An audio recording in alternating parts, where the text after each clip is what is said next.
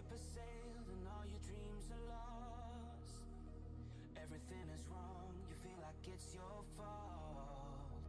Just remember, I will be there for you, baby. Remember, there's nothing out there to get you, don't forget it. When life feels lemons, just call me. Just call me. Just call me.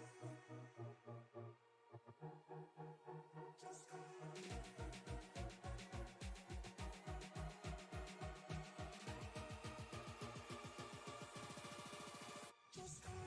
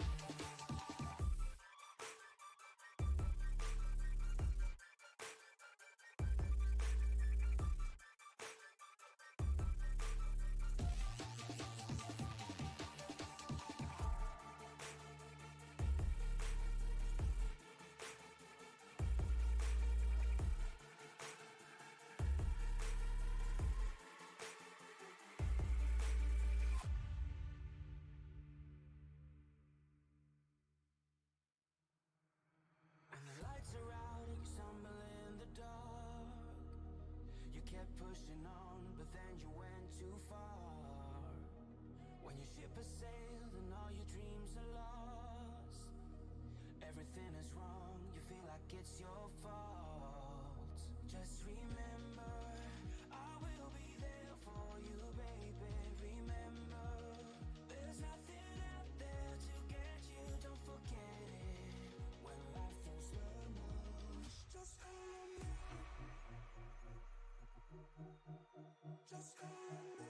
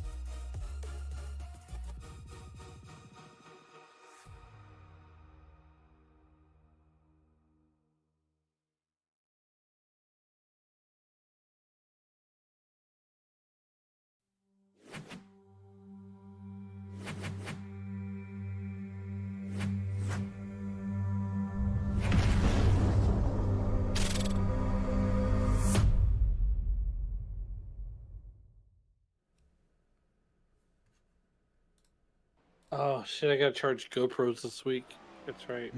Good evening, ladies and gentlemen. We are live at the Pocono 240 with the Icon Cup Series here on Sim Racing Media. We are a little behind schedule as the race session had the wrong number of laps in the race, so second session is up. Drivers are out practicing. They'll be qualifying momentarily. As always, I am Shane Cochran up in the booth. Along with me is Alan Bergen. Alan, how is your weekend going? Look, my weekend's going great here as here we are in Pocono, in the mountains of Pocono. And I am excited. I cannot wait to get this one underway. This is going to be awesome. You know, talking to a few guys pre-race, they're going over the strategies. They're going over what they need to do. And, you know, Shane, just as we were talking about off air before we got in here, the number of races we got left, and everybody that wins, every new race winner takes away a coveted playoff spot for a lot of these drivers. Now we're getting down to it. You know, if taking a look here at the schedule, you know, free racing, even right now, I'm seeing, you know, we got Atlanta next week, which acts like a super speedway. Then we go to Chicago on the 6th. Two road courses back to back. And then July 20th, you know, we go to Dover, then the Brickyard for our final, our second, our you know, to our next Grand Slam race. Then Iowa, then the Glen. So we got 1, 2, 3 road courses in the next 7 weeks. Not a lot of time if you are not a road course specialist, but not a lot of time essentially if you're trying to make this playoffs. Yeah, I mean, if you are a road course specialist, this is your time to shine with just 7 races to go here in the regular season, and Watkins Glen going to be that last chance to make it in. So we take a look at our point standings. We got Brian Smith out front with 6 wins, Nathan Finnegan with 3, then a whole pile of drivers with 1 win, the most recent of those being Bentley Glazer, took home a victory last week. Then down in the points, the people to the good are Michael Taylor. He's got 87 points ahead of the cutoff. Travis Gilbert, 63, and Adam Ball, 57. I think those 3 probably feel okay about where they are. But then you look at Zach Lockett, Kyle Purcell, Evan Patinko, and Patrick Colby. They're 34 or less points to the good. I mean, that's really just one race, especially with stage points and all the bonus points you can get here in the Icon Cup Series. So they're going to have to either stay on it or find that elusive win. And then down below the cutoff, you got Cody Eldred, Kyle Diaz, and Charlie Widener. The first 3 out right now. They really need to have either a couple great races with points or go ahead and just snag that win and stop worrying about it. Yeah, absolutely. And, you know, I got a feeling for Patrick Colby, Jonathan Duncan, and Charles Widener. Those points could go either way. Now, you know, Brian Smith is winning everything. I mean, I'm watching that last playoff spot every week. And, you know, the chances of getting in gets fewer and fewer and fewer. You know, especially, you know, if Brian Smith keeps winning, you're going to have to rely on those points and those playoff points. You're going to have to start making moves on the racetrack that you normally are not accustomed to making. And, I mean, if you're Charles Widener, Jonathan Duncan, or Patrick Colby, the sands of the hourglass are starting to run out week by week. Yeah, and I think this race here at Pocono is a great example of a track where almost every lap you're going to get a run drafting someone on a straightaway, and you're going to have to decide, am I going to throw it into the corner and try to get around them, or am I going to wait for later in the race and just tuck in behind them and play it safe? And the drivers that can make that balance and choose when to take those risks, they're the ones that are really going to excel here tonight at Pocono. But let's take a look at last week.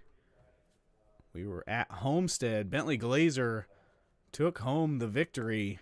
And the Iracing's updated model here for the next gen car included some tire updates, and it brought on more loose cars and caution flags than you can shake a dipstick at.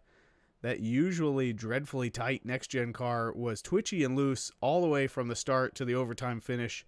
Whether you were front runners, perennial favorites, or people trying to win on pit strategy, nobody was immune to it. Jacob Smith spun out of the lead on lap 3, and then later at the end of the race on lap 162 spun out of a podium finish. Brian Smith, our points leader, he led 55 laps, but overcorrected into the wall on lap 132. Ryan Patty, another front runner, led 43 laps, but had to chase his car into the wall on lap 108. Braxton DeWeese looked like he was going to run away with it in a final green flag pit cycle, but then he spun his tires on a late restart and went into the wall. In the end, it was Bentley Glazer, who overcame 7 minutes of damage repair early in the race, and then was simply the fastest car on the track in that green-white checker finish. So congratulations to Bentley. As we mentioned a few minutes ago, he stamped his ticket to the playoffs. And here we are at Pocono, wondering, are we going to get another first-time winner to steal away one of those playoff spots, or is it going to be, one of our multi-win drivers just adding to their total? Brian Smith, Nathan Finnegan, or somebody else trying to get their second win of the season. Really, it's kind of wide open here in this Icon Cup Series with that win and in playoff scenario. And so many bonus points and stage points on the line every race. Like we mentioned, still 7 races to go before that regular season cutoff into the playoffs. Yeah, absolutely. I'm excited to see the rest of the season. I know the boss, John Ross, is hungry for a race win here. And so is pretty much anybody in that Adrenaline Motorsports team. The Rocket, Zach Lockett, he's 34 points to the good. John Ross has got to make some magic happen to get in there.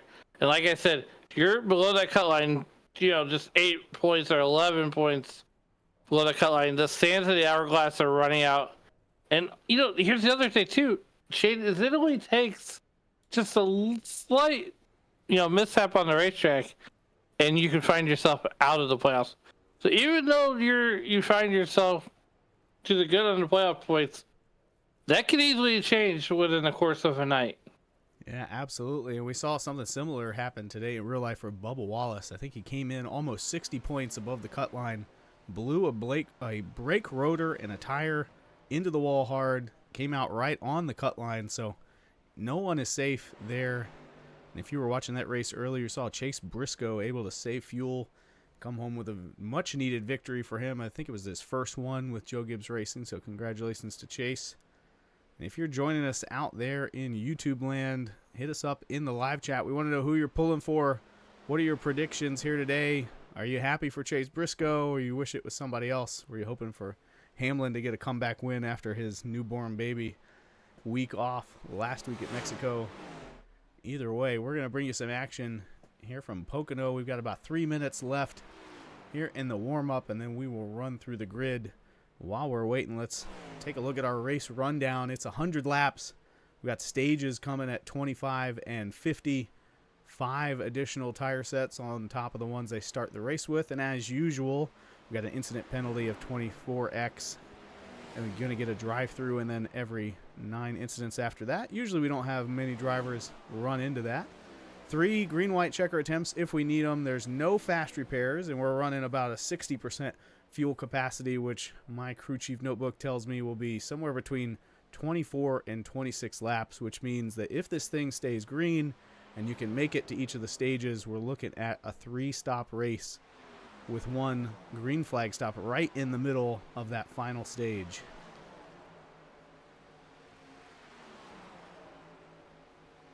I'm expecting some pretty tight racing here. This next-gen car really lends itself to some great Pocono battles where you have to, the next-gen car really rewards anyone who never lifts. And at Pocono, you're going to stay in that gas. You're going to be pushing that throttle through the floorboard on the straights to try and get the best draft you can and then throw it down underneath somebody, especially into the tunnel turn here at Pocono. That is my favorite turn. And the last time my league visited Pocono, I actually came away with the victory, not necessarily because I was the fastest, but because I was in third when first and second wrecked And sometimes that's the way to get a victory at a track like this. Yeah, this track lends us. I would say it lends itself to the first-time winners here. You know, any one of these guys could win here. You know, looking back to the points here real quickly. One driver we're not seeing in the field here tonight, and that is a 22 car, Travis Gilbert. You know, so that's really going to hurt him in the points. Now, Kyle Diaz, he's only 11 to the 11 points on the outside looking in. But here's what I'm taking away from this race here tonight. You got to have patience as we get ready to go over the starting lineup. You got to have patience here tonight. 1, 2, you got to be super smooth. And 3, there is no turn 4. I'm still looking for it, but I haven't found it yet. They don't call it the tricky triangle for nothing. So you almost got to be a road course specialist to get around this racetrack. Yeah, it does kind of race like a road course just because those straights are so long, especially the front stretch. You'll see guys kind of getting squirrely and making that snake line like they're on the backstretch at Indianapolis. Now, one thing to mention, Alan, you were talking about how Gilbert is not in the lineup yet here tonight and how that might affect his points. I do think the Icon has 3 dropped races in their regular season point standings. So if he hasn't had any other missed races, it actually shouldn't impact him, as that'll just be one of his 3 drops from his point standings total. Got you. Well,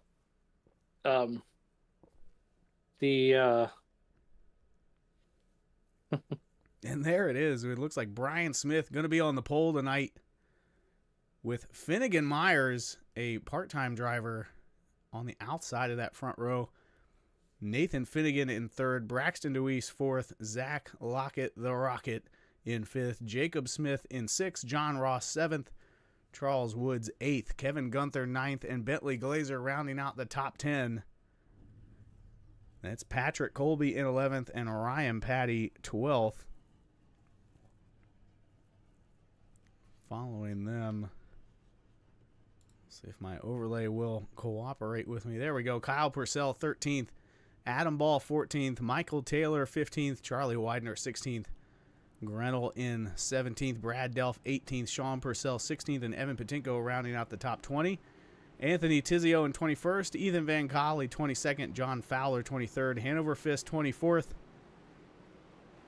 And then in 25th is Cody Neal, then Kyle Gilbert 26th, John McNeil 27th, Chris Camburn 28th, Robert Bloon in 29th, Everett's in 30th, and Eldred bringing up the rear in 31st. And that is going to be your 31 car field here tonight at Pocono.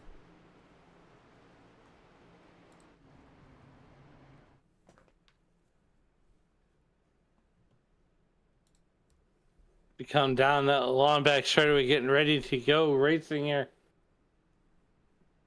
100 laps on tap here tonight. And the YouTube.com live chat already was for free Vinny. Well, they're wasting no time. If you're playing the free Vinny drinking game, that's going to be the first shot of the night. Oh, actually, we just got a second one, so get your drinks ready. I don't know that we can free Vinny. We can't free Vinny. It's not within our power, that's for sure. We are but humble broadcasters. As they are coming through turn 3, we're going to see that expert iRacing pace car driver do his signature drastic swerve onto pit road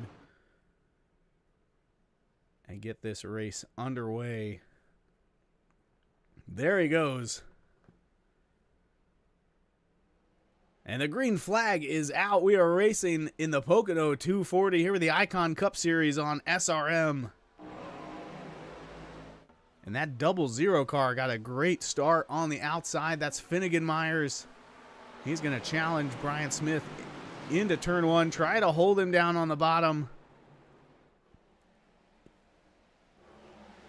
And then it's Braxton DeWeese moving his way up into third ahead of Nathan Finnegan. 00 going to take the lead.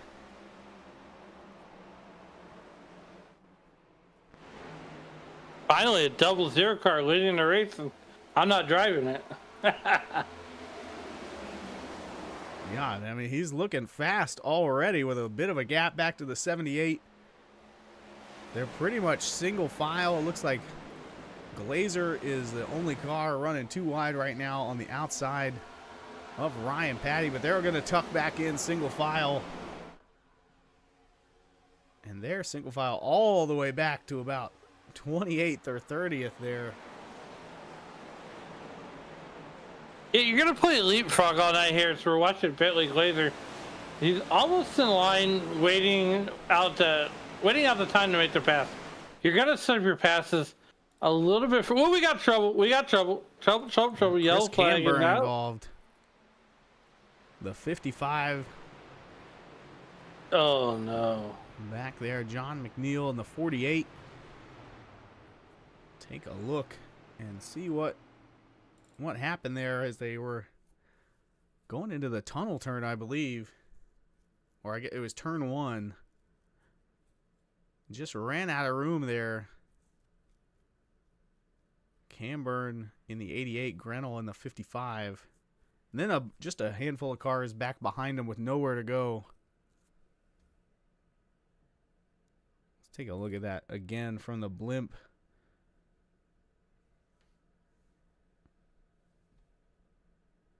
Just ran out of room right there. The 55 and the 88 getting together. And then McNeil gets caught up in it, collects the 11 of Balloon.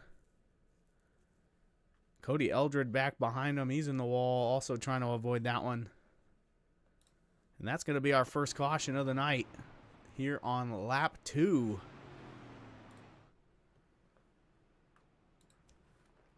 Oh, we got 2 laps in, though. Yes, sir. Again, everyone almost single file all the way back to about 25th, and then that's where that accident broke out. Well, and that's the thing, too. When you come off to turn 1, you float that car out to the wall. And if there's someone there, they have no idea that you're actually going to merge into their lane.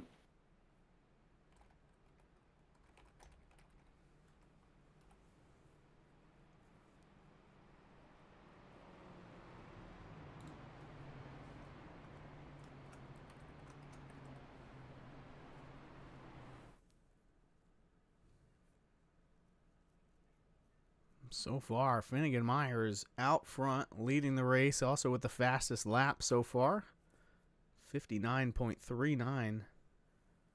The only other driver to turn a lap under a minute was Brian Smith there in second place. And it looks like the front 15 going to stay out on track, and then everybody from there on back going to hit pit road.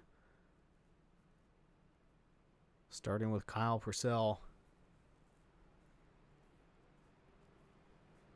Maybe top off the fuel tank and set yourself up till you can get to the end of the stage. Yeah, sure. It looks like a couple 4 and 5 second pit stops just to top that tank off. As we mentioned, that fuel window somewhere around 24 to 26 laps, and the stage at 25. So topping off, certainly not a bad idea.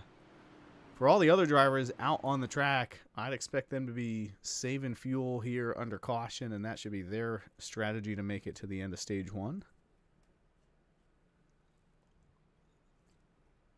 Yeah, absolutely. As we are here at lap number 4. Yeah, you got Finnegan Myers, who's a part-time driver.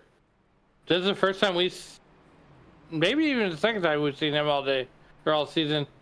Braxton DeWeese, though, running third currently. And at number 8, James on Main. I think this track kind of plays into a style also.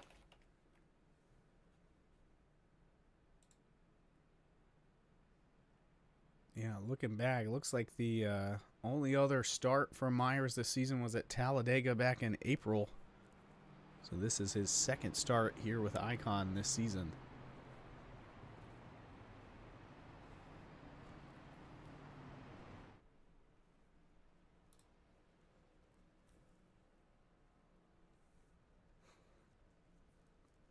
Bit of some extended cautions here at Pocono. Such a long way around. There's only 3 turns, but they take a while to traverse. We are 1 lap to green now.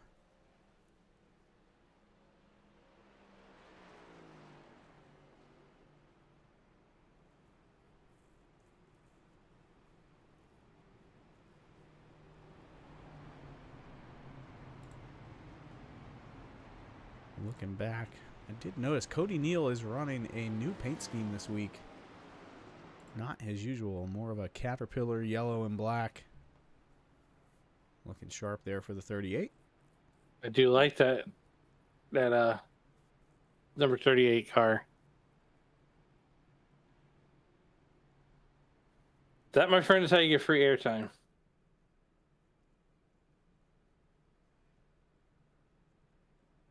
Everybody else looks to be running their usual. Ryan Patty does change it up every now and then. He's got his Valvoline scheme on tonight. And Reese's.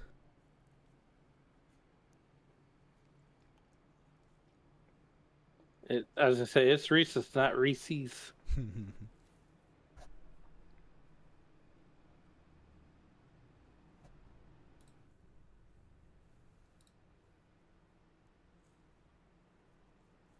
As the drivers up front cleaning off their tires.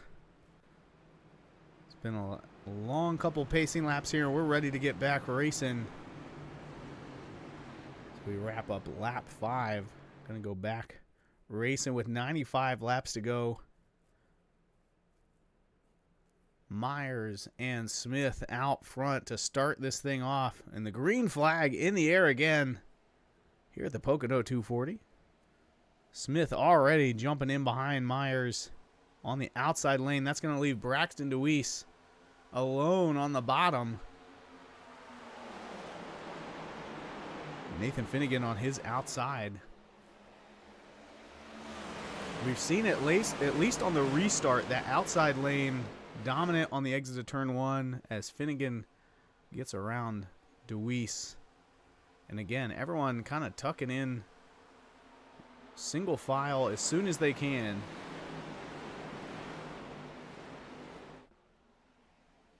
Back here to Patrick Colby, they're double filed back here. And Bentley Glazer knows he's in the playoffs, but would love to secure another win. Right now, Charles Woods in that number 98 car. He is down 1 spot as he started 8th. He is down to 9th. Ryan Petty right now up 4 spots.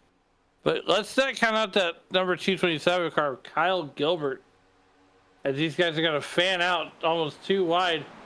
Not the 3 wide that we're accustomed to, but the 2 wide.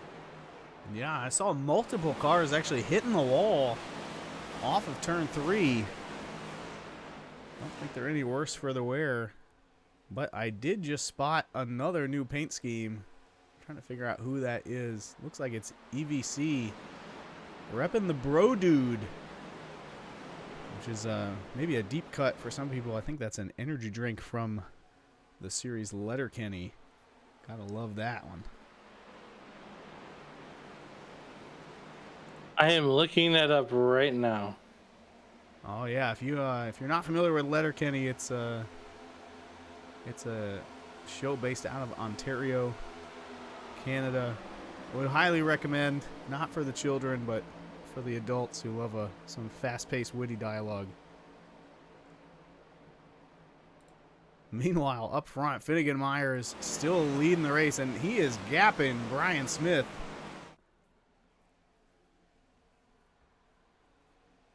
Well, when you're right, you're right. But here, Finnegan Myers with the fastest lap of the race at a 54.40. And that car is just on rails, Shane. We didn't talk about the weather just yet, but that track temp, 123 here tonight at Pocono. It's only 78 in the air, but the track is really hot. So far, it looks like everyone is tight. Not loose like we saw last week at Homestead. We'll see how those tires hold up as this run goes on.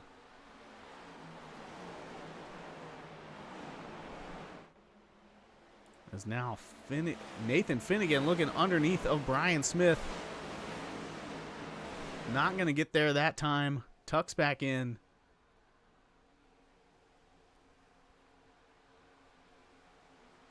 We talked about him once already, but that 227 of Kyle Gilbert, he's the biggest mover so far in the race, up 11 positions to P15 and moving forward. Yeah, he's right behind Charlie Widener and that number 95 car.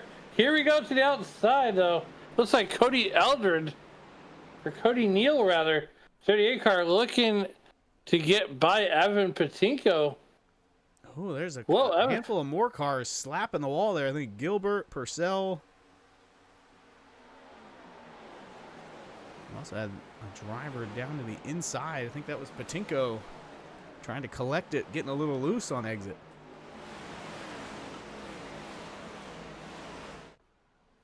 This track is so intimidating right now. Finnegan even looking I down get low scared again. He's going to snag P2 away from Brian Smith out of the tunnel turn. Now DeWeese looking low on Smith. Oh, Brian Smith is he's just buying his time. He's going to let the faster cars go and burn their stuff.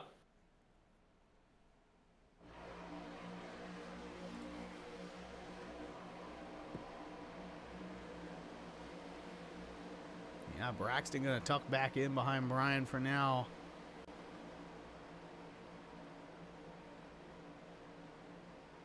A lot of close racing. Kyle Gilbert, Cody Neal battling just ahead of Patinko.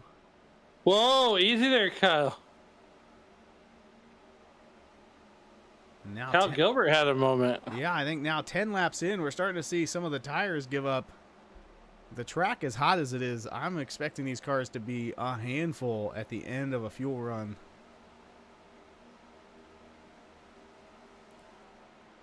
Yeah, you're 100% correct on there. Brian Smith backed all the way up to third right now. This is a great shot here down the front stretch. You can see cars slapping the wall again. That's Kyle Purcell and Sean Purcell, both slapping the wall out of turn 3.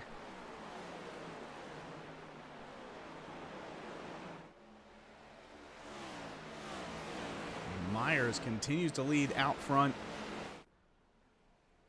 But Finnegan and Smith just 0.04 of a second faster than him that last lap, so they might be starting to close in.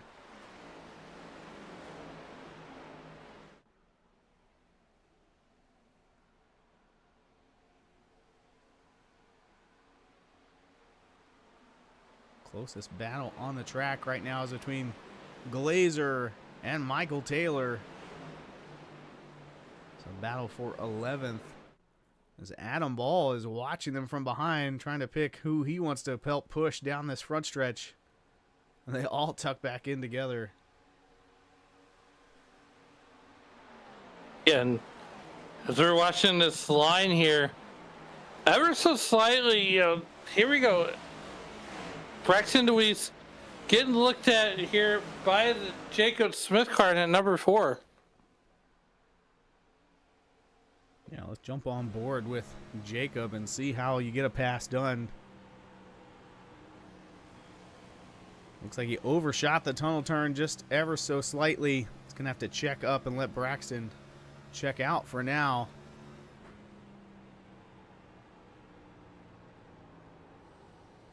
We jump on board with Bentley Glazer. He's underneath of Michael Taylor right now, trying to get back in the gas as they come down the front stretch. He's going to tuck in behind. You can just see how hard it is to make a pass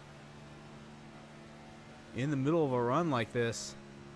We're going to get you one, though. We're going to keep jumping on board until we see somebody make a pass here. I think passes are going to be hard to come by.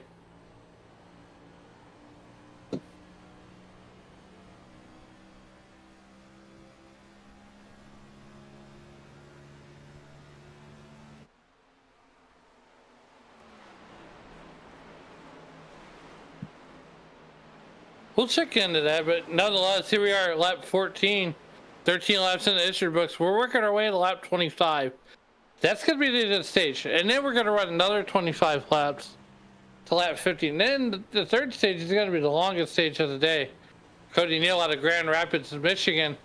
He is currently chasing down Adam Ball in the number 19 car. Adam Ball, you know, a couple points to the good on the cut line there.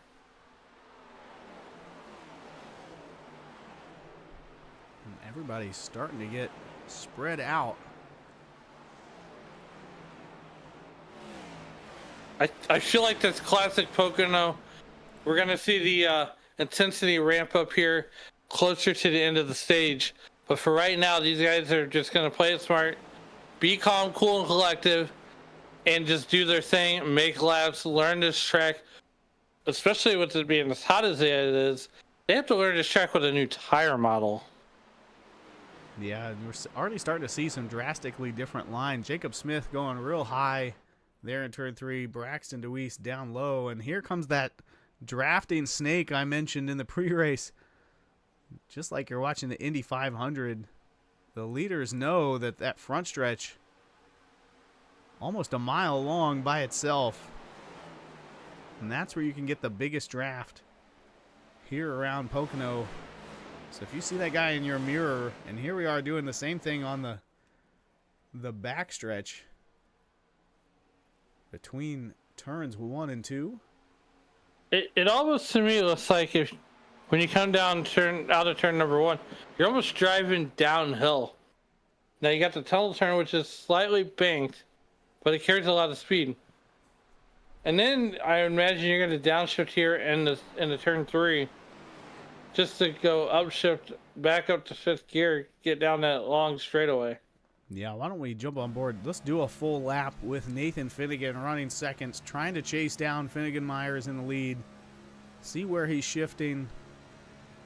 He's going to get a great run here into turn 1, and then look for some clean air up high. Down to 4th gear. Back into the gas, and then again, looking for that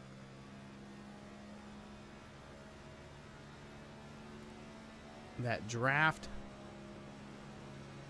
He doesn't really get to 5th gear until almost to the tunnel turn, and then he's back down into 4th, and he's below the yellow line looking for clean air.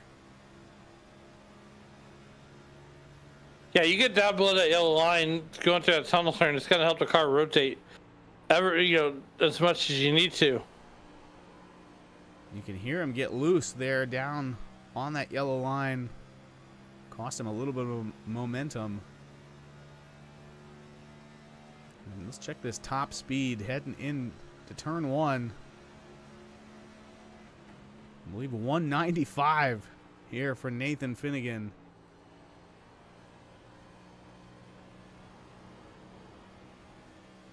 And the car is starting to look a little uneasy. Looking back through the lap times, it does look like Brian and Jacob Smith are the fastest cars on the track right now by about a tenth or two over the 2 leaders.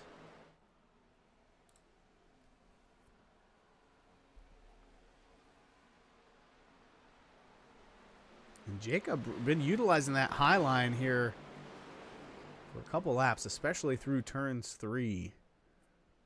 Jacob Smith on the back bumper of Brian Smith. The 4 versus 78. Who's going to take the spot? Here comes the move. Jacob Smith on the inside of Brian going into turn number 1. Something's got to give. Oh, he had a chance to pull the slide job, but he decided to play it safe. That's going to let the 78 blow back by him.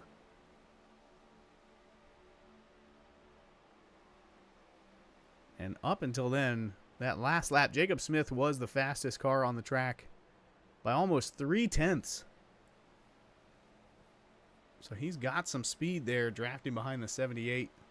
Using that high line in turn 3 to get a great run down that front stretch.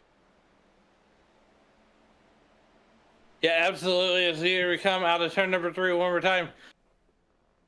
Braxton DeWeese going to start taking a look on Jacob Smith there. Like we said at the top of the broadcast, here we are. We got 80 laps to go. 81 laps to go. Sorry. We got 5 or 6 laps to the end of the stage 1. Oh, and Finnegan just snags the wall. A small puff of smoke out of that car. Not going to slow him down, though. He and Myers matched lap times down to the 100th of a second that last time around. They are locked in together. That time the 00 goes down to break the draft, and the 6 says, hey, I'm just going to keep riding the high line.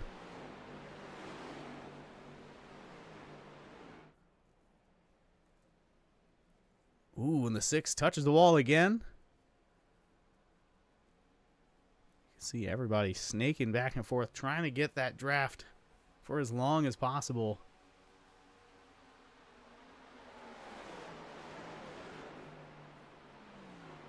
That lap around Brian Smith, the fastest on track by about a 10th. You know, looking at our leader here, you know, Finnegan Myers, you know, the last race that he ran with the Icon Cup Series was at Talladega. He's not racing for points. He's only racing for checker flags. So, you know, I feel like Finnegan can essentially, you know, just go out there, do his thing. He's got nothing to race for. So what he's doing, he's out there, you know, he's going to make people beat him the hard way. Nathan Finnegan, now, however, there he is, 0.2 of a second behind Finnegan Myers. Staying right there in his draft as they come down that long front straightaway. Matching him step for step, staying in his tire tracks. And, oh, he gets up to the back bumper almost.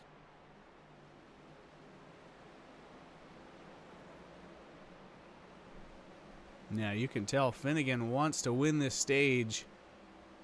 Trying to find a way to line up that 00. It looks like he has more speed, or it could just be the draft of being that second place car. But either way, he's looking for a way around.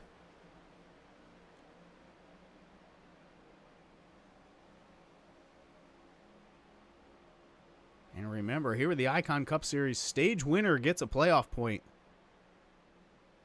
So as you mentioned, the 00 playoff points probably not meaning much to him, as he has not met kind of the minimum participation to be playoff eligible. But there's one driver that does matter to, and that's that number 6 car. That's right behind him, Nathan Finnegan.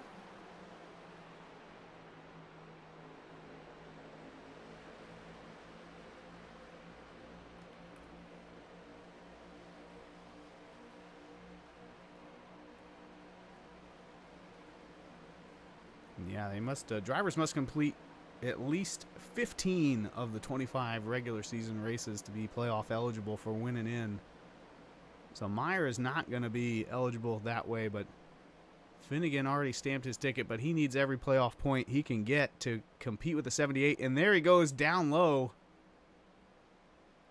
as they come out of turn 3 onto that front stretch. Not going to complete the pass that time, but now he's got the 00 thinking about it.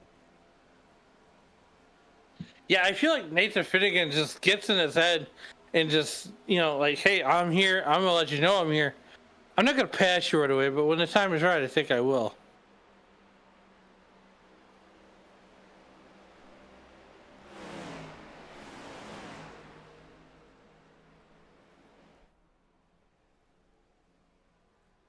These two continuing to separate themselves from Brian Smith, Jacob Smith, and Braxton DeWeese. The other drivers in the top 5 that you can see on your screen. For a couple laps, you know, those 3rd, 4th, and 4th place drivers were catching up to these leaders, but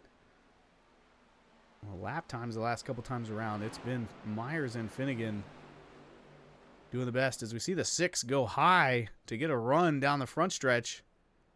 And Brian Smith loose out of turn 3. And here they come. Nathan Finnegan to the outside of the 00 as we are on the final stage lap here in stage 1. Going to carry a lot of momentum off of turn 1. The 00 gets loose. Nathan Finnegan just pulled the power move coming out of turn number 1 to pass the 00 of Finnegan Myers. And I think everyone else on track should be putting that in their notebook. That outside lane pass into turn one, forces that inside driver to get loose on exit, and you just run away. Here is Finnegan now with a 0.7 of a second lead over second place, which is going to end up being Brian Smith, it looks like, as they drag race down the front stretch, back to the line. There's the stage caution. Looks like Finnegan Meyer is going to hold on to P2. We wrap up stage one. Some great racing here, as you said it, Alan. The strategy is kind of separate drivers and then bring them right back together right at the end of the stage, as our pace car driver is drifting around turn one. The pace car driver watched too much Tokyo Drift over the weekend. He's having a ball over there, or he's playing along with our free Vinny drinking game. Well, yeah, with that, as these drivers come around and almost certainly will be pitting to top off on fuel and get some fresh tires, we're going to step away for a quick commercial break. We'll be right back with the Icon Cup Series on SRM.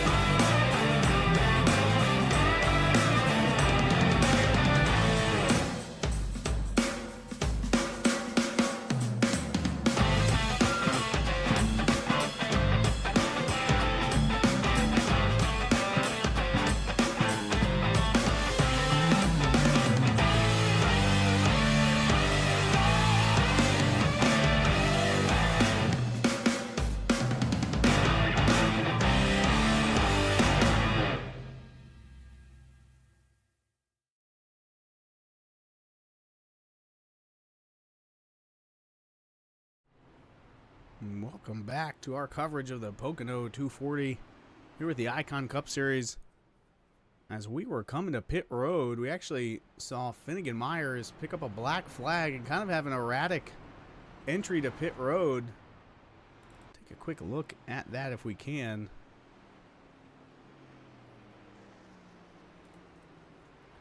See if I can find that for you. right here, they're coming to the pit lane.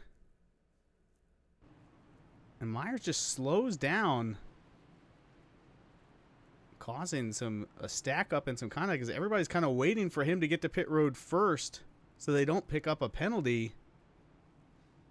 Not sure those drivers came onto pit road in the order that they were meant to.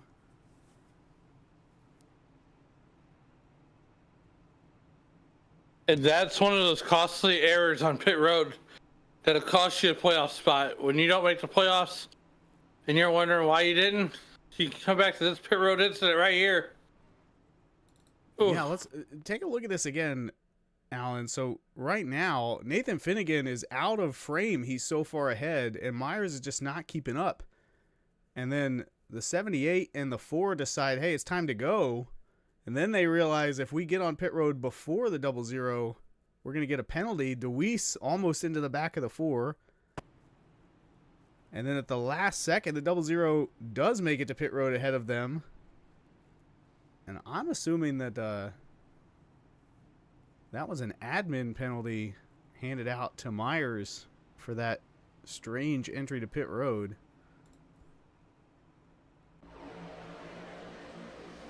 And I apologize. We were taking a look at that. They went back to green faster than I was expecting. Nathan Finnegan out front. Brian Smith in second. Braxton DeWeese third. Jacob Smith in fourth.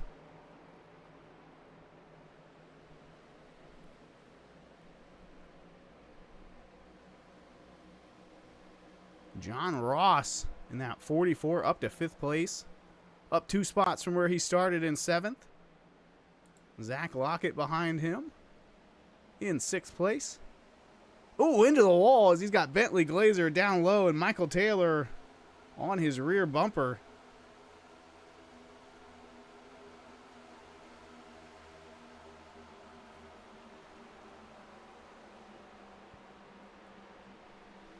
I like that. We're up high above the track here. We got the Rocket Zach Lockett and the boss John Ross. As Glazer twitches and loses a lot of momentum, that's going to let the 08 and the 74 by him. 71 laps to go here from Pocono. And it's anybody's ball game right now. And like I said, I think Myers has been to pit road already here under green to clear that black flag. That is going to derail his run, at least for now. Maybe he can stay on the lead lap long enough to catch a caution and get caught up. Maybe, maybe not. There is Who some knows? really good racing here. Back around Kyle Purcell, Charlie Widener, Cody Neal, Adam Ball, Patrick Colby. They are packed together like sardines here. Seem to be sorting it out as Widener is still on the inside of Neal, and he's going to tuck in there behind him in that 12th spot. Oh, I think I heard a car squealing some tires. Kyle Gilbert losing a lot of speed.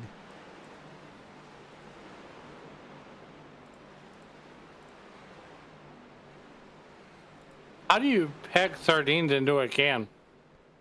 I imagine there's a machine to do it. Oh, okay.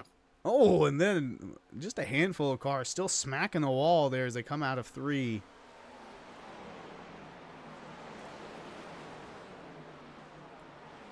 Let's see if we can catch what happened to Gilbert there just a lap ago.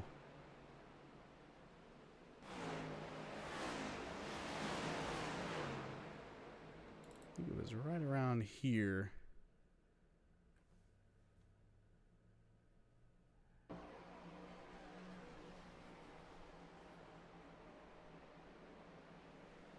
Gilbert down low under the 85.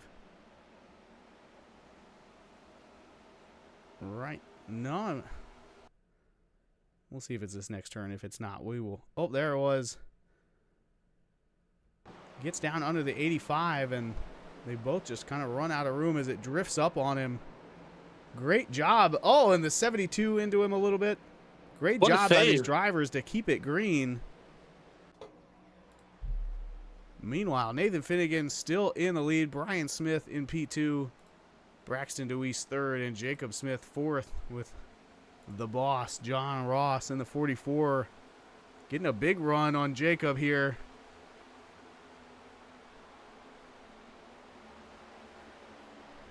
A little further back in 10th place, we got Michael Taylor working on Cody Neal, and then Sean Purcell inside of Charlie Widener. Gonna tuck back in, but Adam Ball now gonna look low.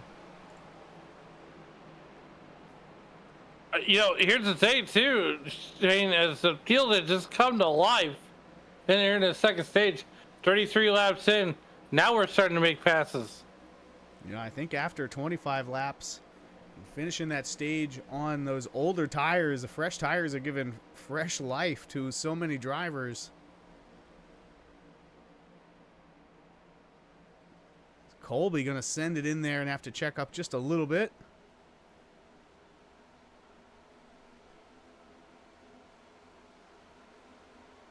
A little further back right now, him, John McNeil working on Anthony Tizio.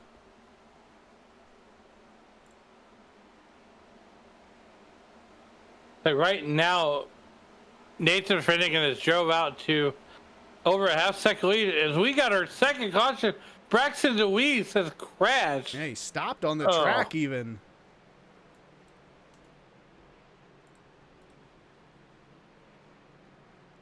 Lap 34 here. Let's go back.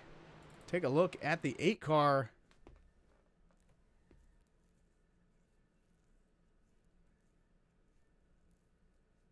Nothing out of the ordinary, and then just gets loose on him, it seems like. Into the inside wall. It's got to be a hardware failure. Then makes it back out to the outside. I do know, at least in my league and in the ECR race last night, a number of drivers facing what they were calling the frozen screen since this latest iRacing update. You know, go back and look at that one more time, because that's almost what it looks like here. They're going to slow it down for you. Drive around in Miamisburg, Ohio, and that's got to be it. Yeah, I mean, he just never straightened out the wheel as he came off the turn. It was kind of had the sense that his steering wheel was frozen in that position. And that's going to derail Braxton's night. Yep, that's what, so report from pit road, Chris DeWeese saying the screen froze on him. Yeah, really unfortunate. I have not heard a definitive solution for this, but I knew a number of drivers in multiple leagues I'm involved with have faced that problem since the latest iRacing update last week.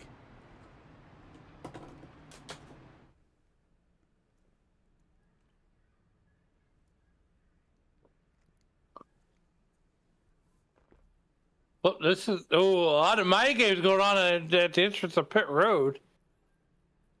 Yeah, you know, that first stage, we really didn't see anyone with fuel issues making it those 25 laps.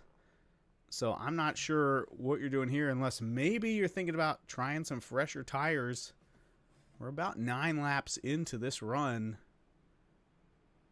They had 5 additional sets, so if you take 1 at the end of each stage, that would leave you with 3 more for the final stage and really only 1 stop. So you could afford to spend an extra set of tires here in the middle of stage 2 just to see what that can do for you.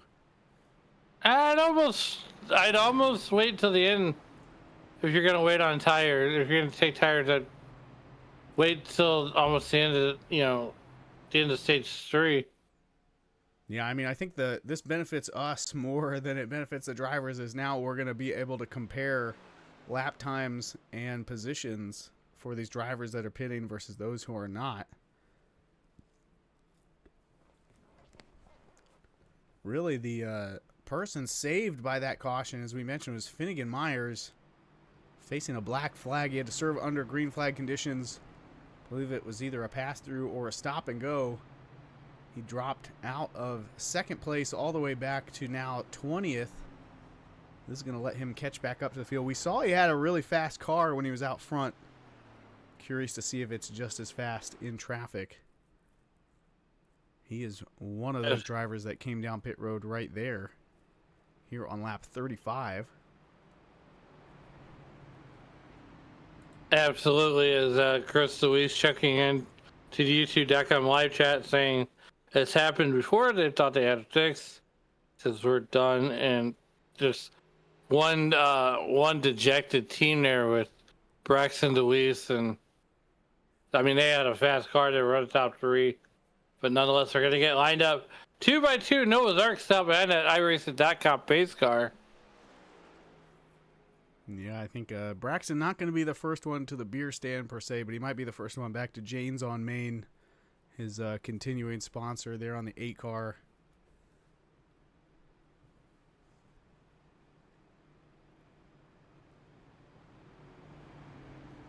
That's fair. Take a look back. Let's see who's moved up the most. Cody Neal up 17 positions from the start of this race, sitting in 7th position right now. Going to be on the inside of Kyle Purcell as we get going again.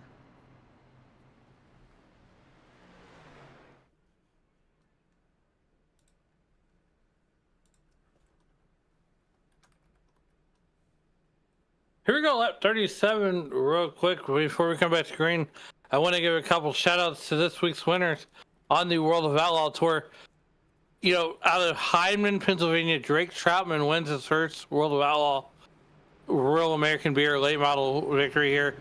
And the smooth operator Bobby Pierce gets it done Friday night. And Treb Jacoby out of O'Fallon, Missouri gets it done back-to-back nights at I-55 Speedway in Peabody, Missouri. You know, Shane, if you don't watch dirt racing, get on Dirt Vision and watch the World of Outlaw Sprint Cars or the World of Outlaw Real American Beer late models. That is a awesome show, dynamite, to say the least.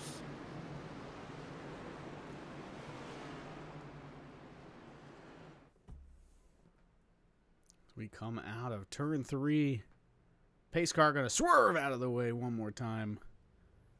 Nathan Finnegan and Brian Smith bringing us back to the green flag. So we see these two lanes, and it looks like Finnegan already ahead and going to drop down to the inside lane to guard Smith. Now Smith up in front of Ross, and that's going to let Jacob Smith dive down low underneath of him as Finnegan starts to run away. There they go. Finnegan already tried to break the draft. I'm not sure it matters as much when they're stacked up like this, because you're kind of getting as much of a push from the guy behind as you are getting the pull from in front. 78 goes high out of the tunnel turn. Had to check up just a little bit. That's going to let Jacob Smith go to his inside, and John Ross is coming with him. Here comes the boss, John Ross, in fourth position. We got our yellow flag out again. Oh, no. Charlie Widener, Everett's Delph, both involved here. Could hear the tires screeching.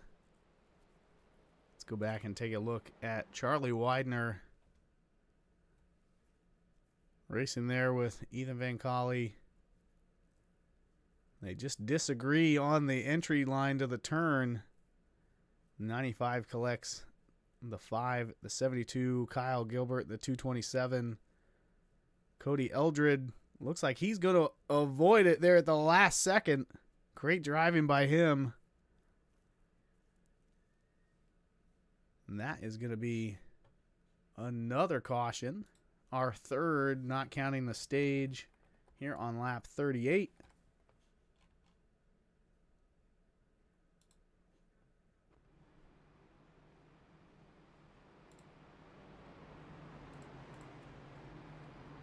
Wow.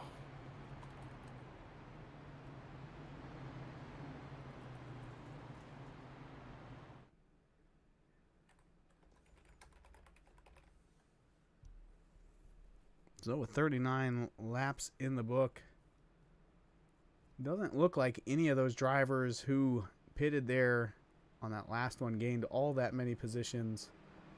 Finnegan Meyer is the furthest up of those drivers. He's in 16th position. And while we're under caution, I'll take a look at our race recap. Our pole sitter was Brian Smith. And then we had Nathan Finnegan winning stage 1. See if we can get these cautions sorted out. First one on lap 2, the 88 and the 55 got into the wall. Then on lap 34, the 8 car into the wall with a frozen screen. Again, a technical issue that a number of drivers have been seeing across multiple leagues. Then just recently on lap 38, the 95 and the 85 kind of disagreeing on how to enter the turn. They get together and collect a couple other drivers. Those are our 3 cautions for cause so far here tonight. 3 cautions, not so bad, as we have 61 laps left to go here in this one before we sort out a winner. Yeah, and just 11 laps to the end of stage 2. We saw how hard Nathan Finnegan was fighting for that stage point in the playoffs, counting for so much. As we head closer and closer to the postseason. Again, we'll take a look at that schedule one more time. Here we are, June 22nd at Pocono. We've got Atlanta coming up next, and then that Chicago street course on the 4th of July weekend. That's going to be exciting, I think is the word. And then followed right up with another road course at Sonoma, then Dover, Indianapolis, Iowa, and then finishing at Watkins Glen here in the regular season. A road course ringers schedule here to end it. Really, any driver. I mean, if you don't like Chicago, Sonoma, Iowa, and Atlanta, I mean, what do you like? Dirt racing. Hey, we might see some dirt racing here in one of the Icon off-season races. If we do, I'm racing it. I can start lobbying for that now. I mean, the ARCA cars do have the dirt package still. That's true. We did a couple dirt races in the ARCA car in a league I used to be in. Even the new ones have a dirt package. Can't say I was finishing very well, but certainly had a great time. I mean, look, if anybody needs a dirt race ringer, I'm your guy.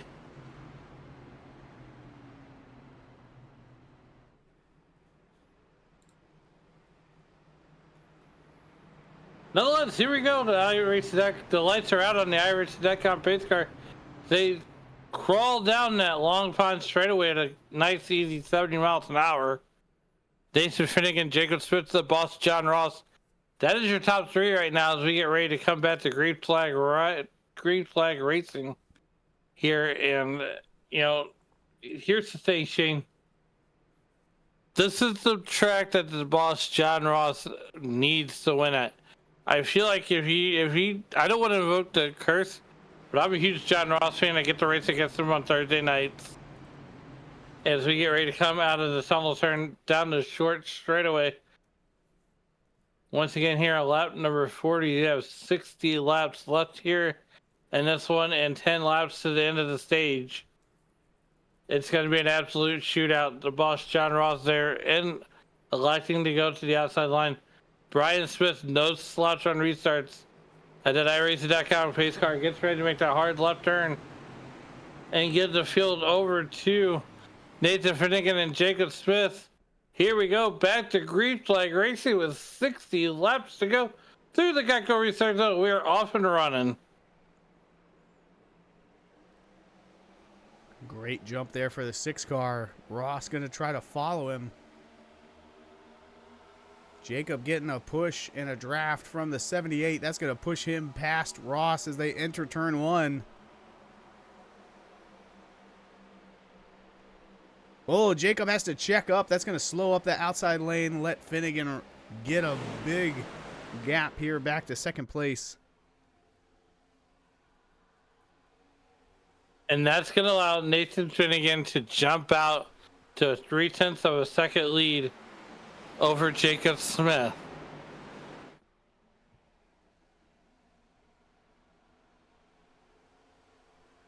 I know that 44 has looked strong, Alan, but can you guess who has won the last 2 Icon Cup Series races here at Pocono? I bet it's the guy leading the race right now. It's the 78 in 3rd place right now. He's been lurking there all night. Started on the pole. gave up the lead to Finnegan Myers early on, but he is staying in contact with the leader all race long. You know he's going to be there at the end. I feel like that, I feel like I'm watching Talladega Nights with Brian Smith winning all these races. When's he gonna let Nathan Finnegan have a shot to win?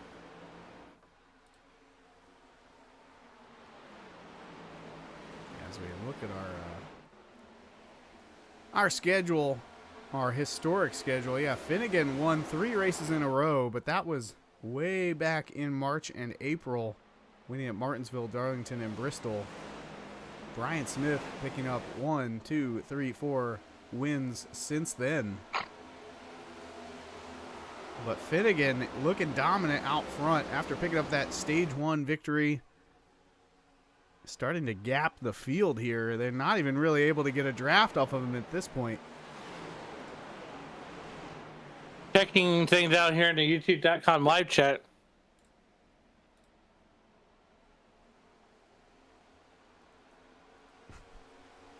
And there is another caution here on lap 44, the 5th one of the race. Looks like John Fowler and Cody Eldred involved. We take a look back. John Fowler in that 94 car just gets loose. Coming out of the turn right across in front of Ryan Patty. Full sideways. Gilbert goes outside of him.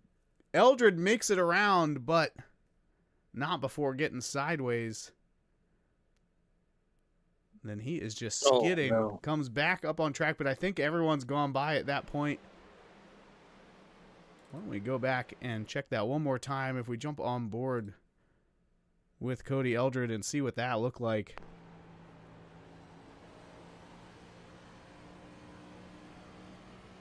And you can see that car loose up front. Gilbert gets around. Eldred gets around. I don't think they actually made any contact, so some great driving there for that 32.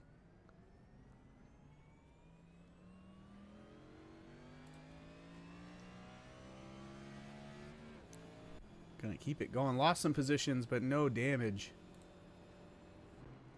That's a great break for Cody Eldred.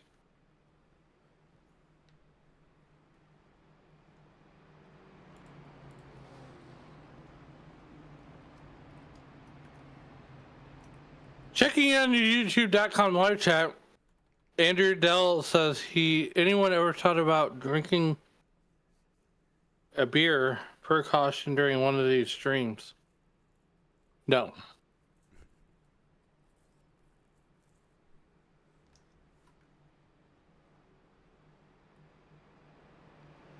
Again, our 4th caution for cause here on lap 44.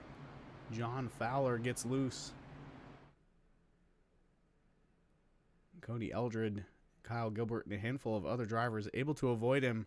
As again, we're having some of those pit strategy games. But this time, we do actually have some drivers going down pit road. Brian Smith going to lead that gang down there into pit road. And I'm thinking that they're going to flip the stage here, Alan. If you pit now, you don't have to come back down in 5 laps at the end of stage 2. But I don't know if you can make it from here on just one stop if you come in 4 laps early. You're going to have that stop in the middle of stage 3. No, but is one stop going to be enough? Like I said, I think the fuel window is about 27, 28 laps. It's going to be, you just went from really comfortable on one stop to it's going to be a little close.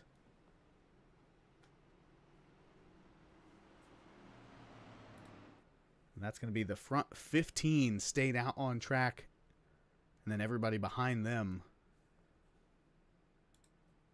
coming down to get at least fuel right here and try to flip the stage. So look to see Brian Smith and Finnegan Myers, Sean Purcell, Kyle Purcell, and Adam Ball, along with John McNeil, all stay out here at the stage at lap 50 and inherit the lead.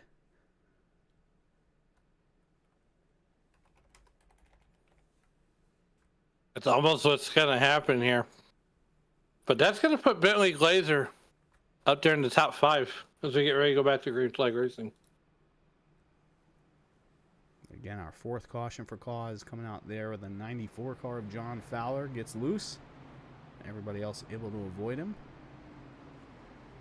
We are closing in on the end of Stage 2 here with the Icon Cup Series. Pretty exciting race so far here in the Pocono 240.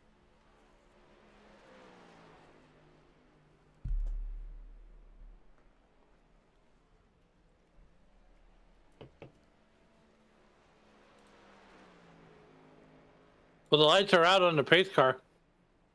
And right now, if you're Brian Smith, you got some work to do.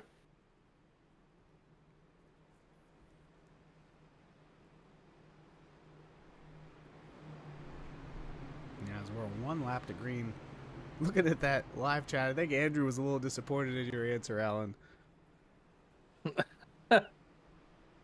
No.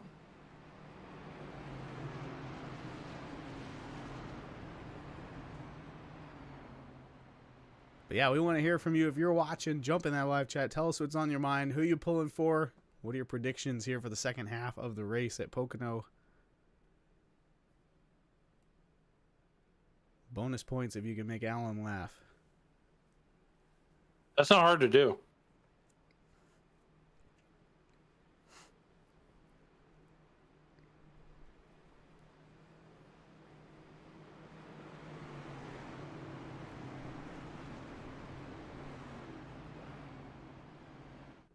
Gonna be 3 laps to go in Stage 2 and we take the green flag.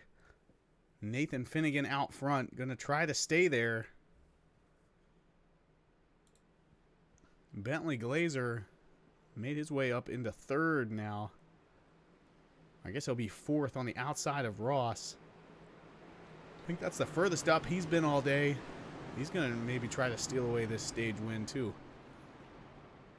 Cody Neal in 5th. He's up 20 positions from the start of the race. Doing a great job so far. He might try to steal this one away. But Nathan Finnegan is the one going to lead us back to green here on lap 47 as he jumps down to guard the inside lane ahead of Jacob Smith. A couple cars diving way down to the inside, back in the pack, including Myers and Brian Smith. But it's Nathan Finnegan out front. Bentley Glazer using that high line. Going to try to hold on to 3rd. Finnegan breaking the draft as we've seen leaders do all day long. So far it's working for him. Back for 5th place. Cody Neal inside of Zach Lockett. Oh boy. Here it goes. Cody Neal looking on the other side of Zach Lockett. The rocket. Zach Lockett's got to make a move. Cody Neal gonna slide job. There it is. Brian Smith hard in the outside while Kyle Gilbert goes around. Too. That's gonna be the end of the stage. A lot of contact there. Coming out of turn 3, Gilbert certainly catching the worst of it. I saw Brian Smith smack the wall pretty hard. Let's go back and look at Gilbert. On the outside of Fowler, just behind EVC.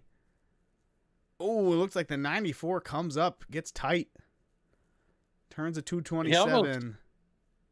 He almost saves the 227. Oh. Yeah, that's I think maybe if you just spin into the wall, you're not getting too much damage, but that head-on collision,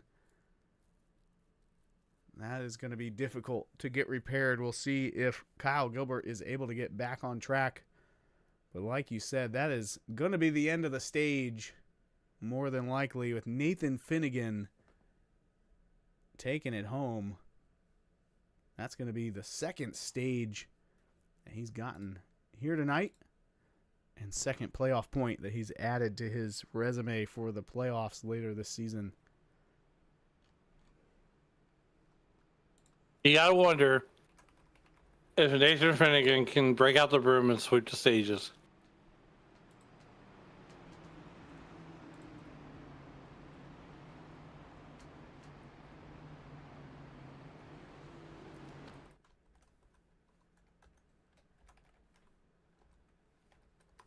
as everybody coming down pit road, or at least that front group. And as we expected, Brian Smith going to stay out.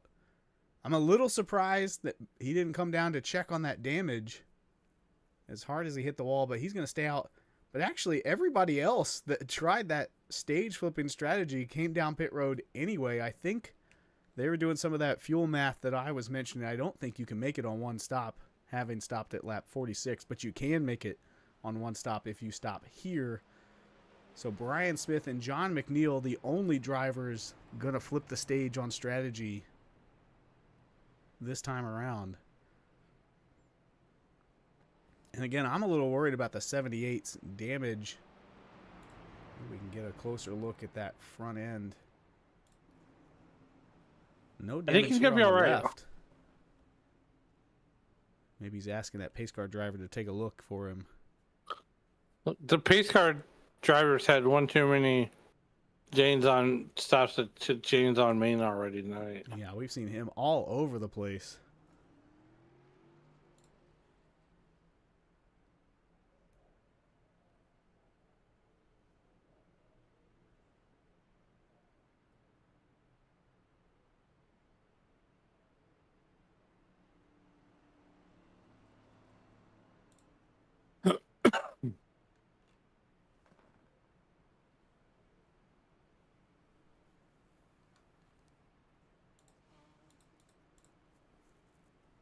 Yeah, that's going to be our 5th caution for cause here on lap 49. That was Kyle Gilbert and Fowler getting together. You just hate it for those two drivers.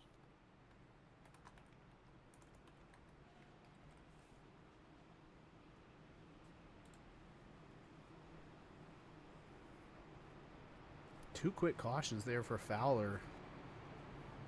Certainly not the end of the stage he was looking for.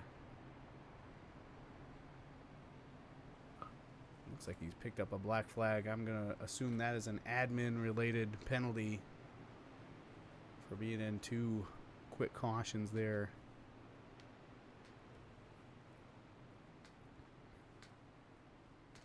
Well, Chris and Andrew Dell want to have beers under caution. Go ahead. You guys can have beers. Yeah, I mean, we're certainly not trying to stop you, but we're also not trying to encourage anyone who wasn't going to have a beer anyway.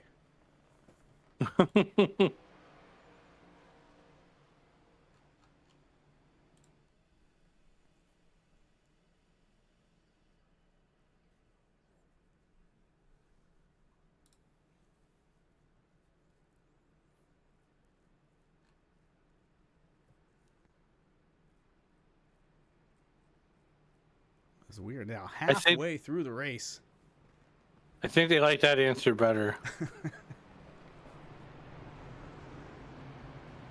Now, if we really want to get into a heated debate, we can start talking about which beer you should be drinking. And I know Alan has strong opinions, and we don't need to bring Dave Regal into this conversation.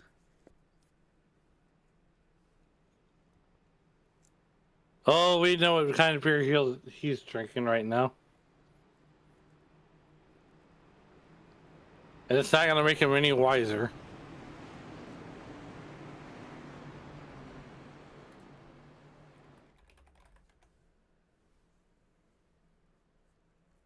But here we go. Green flag is back out as we're coming back to green flag here. Lap number 51.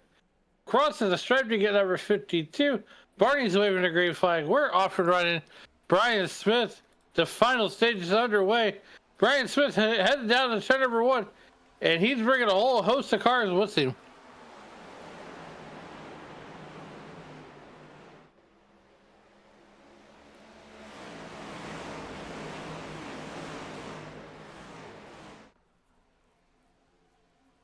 And Brian Smith really using that strategy right into his hands here as he's in front of Cody Neal.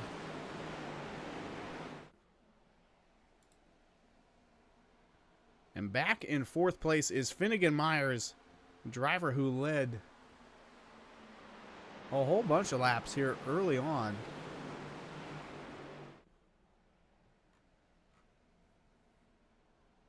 24 to be exact. And we've got a couple drivers. Someone head to pit road? That Fowler. Oh, he's got to serve his black flag, so he goes to pit road. Looked like the driver behind him didn't know what he was doing. Started to follow him down there for the draft. But back at the front, car's still slapping the wall on exit, like I said, with this heat in the track. It just seems like these cars are super tight, especially early in the run. We check on our weather one more time. Yeah, the track temp's still over 120. I mean, correct me if I'm wrong, Alan, but I just don't remember ever seeing a track temp that high in iRacing in any recent race that I've called. I've seen it quite a few times, but nonetheless, John Fowler's still on pit road. Contact there for, I believe that's Purcell in the 74. He got into the wall, and then it looked like maybe some drivers came up on him faster than they were expecting. Go back and look at that real quick here. So comes out of turn 3, gets a big run, and it just gets tight on him up into the wall. Then he overcorrects. Okay, so it's just him. Everybody else getting around safe. That 74 losing a ton of time, though. So he's dropped all the way back to 16th. That's not slowing down Brian Smith, but Finnegan Myers has made his way up to second ahead of Cody Neal now. And like we said, Myers was leading most of stage 1. The first 24 laps of the race, giving up that 25th lap to Nathan Finnegan. But then had that strange entry to pit road where he kind of stacked up the field and picked up a penalty for it.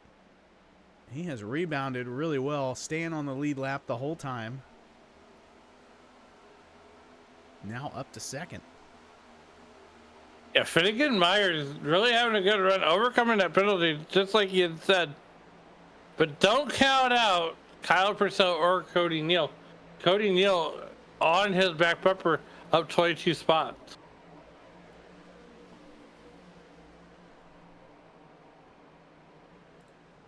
Another big mover there is the 01 of Kyle Purcell. He's up 9 positions to 4th.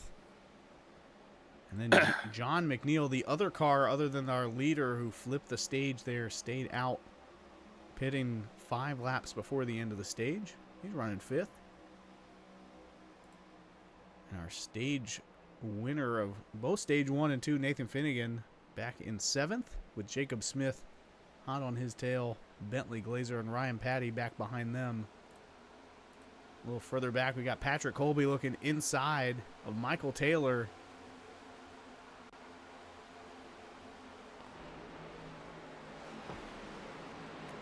Not able to get it done that time. Going to tuck back in.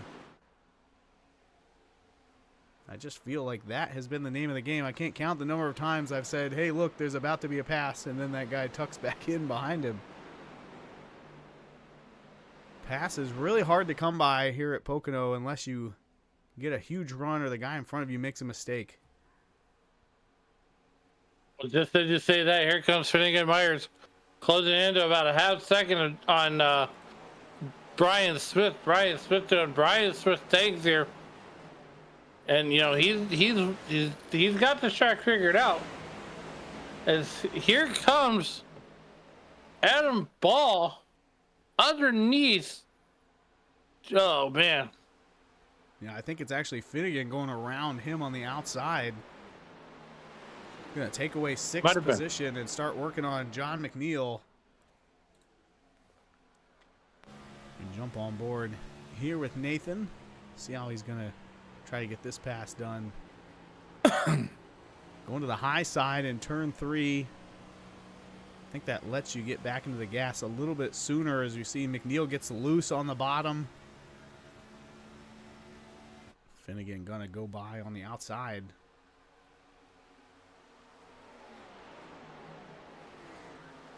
Just clears him into 1.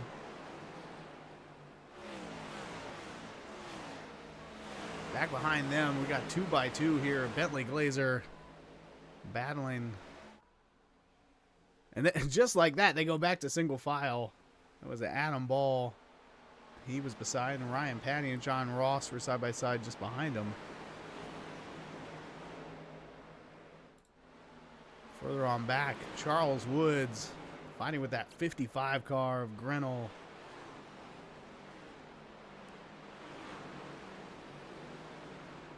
And then Ethan Van Collie and that Bro Dude paint scheme, number 85. Trying to decide which of these drivers to push by the other one. And that's the thing, is who do you push? Who do you help here? Well, we got a lull of the action here, Shane. The UMP Dirt Car Summer National Summit modified cars are on the racetrack for their 25 lap A main. And Hunt Gossam out of Mayfield, Kentucky on the pole for that one. Yeah, I don't know if you saw that one, Al. The 98 was drifting through the corner, able to save it. Pretty impressive move there by the 98. Is that Crown Royal on that on that machine? I believe it is. Nothing wrong with that. Nothing. I didn't say anything wrong with it. I think it's kind of cool. Whoa! As Purcell tags the wall, Wood's gonna go inside. I've seen that 74 car in the wall multiple times here in this third stage. I gotta think he's got a little bit of damage, and it's just making it worse every time he comes into contact with the wall. Speaking of alcoholic paint schemes, I have a car that has got Carl Jepson's Mallarts on the side of it. Didn't know you were a Chicago man. No, I'm south of Chicago, but Mallarts, it tastes like Allen's I rating. That's a pretty good description. Patrick Colby looking inside of Michael Taylor again. See if he can complete the pass. Going to side draft him down the front stretch. These two hanging tight down into turn one.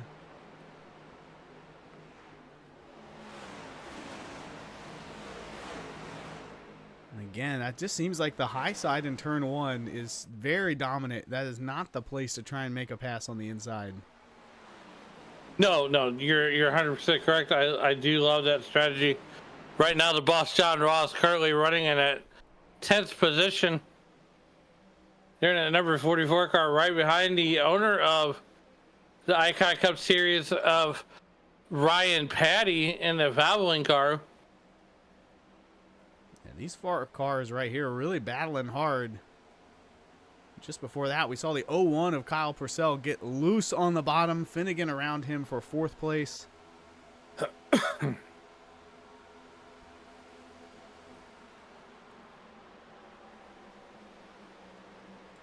This is the race for 7th position. Bentley Glazer ahead of Adam Ball. Ryan Patty trying to find his way through just behind him.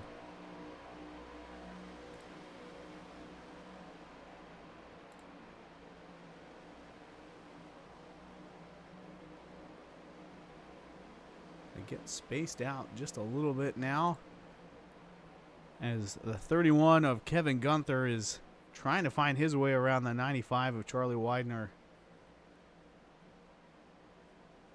Ooh, yeah, almost gets into him, has to check up.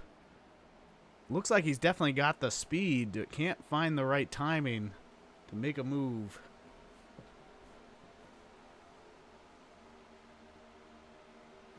They would have done that to me twice. Again, starting to get spaced out. We're now 13 laps into this third stage. Pit stops expected somewhere right in the middle around lap 75.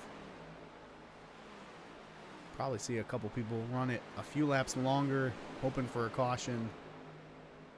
But otherwise, we should see people down pit road here not too long, as Brian Smith Still trying to hold off Finnegan Myers. Myers is catching him about a tenth a lap, as is Cody Neal, the 38. They're in third.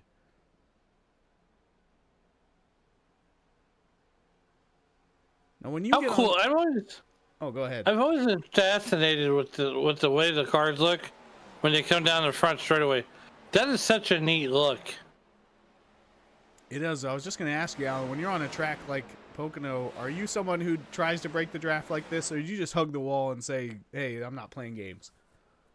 I just hug the wall and I'm not playing games. Yeah, I think I'm of that nature as well. It just seems like it breaks your momentum almost as much as it feels like you're catching the draft there, as Myers falls back just a little bit. Not having a great lap that last time around. Cody Neal starting to catch him. He's going to look inside here in turn 3. Thinks better of it for now and lines him up to come back down this front stretch. Further back behind them, Nathan Finnegan in that 6 car. About a second and a half behind Cody Neal. But he's a tenth or two faster than the leaders the last couple of laps. I'm sure he's going to be catching up to this top 3 before this thing is over. Cody Neal. Especially the way they're weaving like they are. Yeah, I think Cody Neal trying to find the right way to get around this 0-0.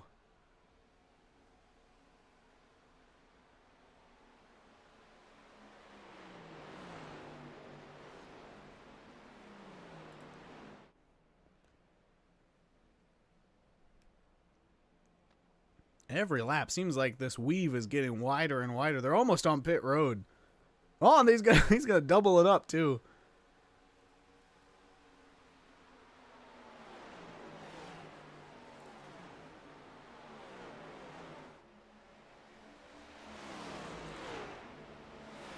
Oh, Neal almost getting into the wall, but keeps it off.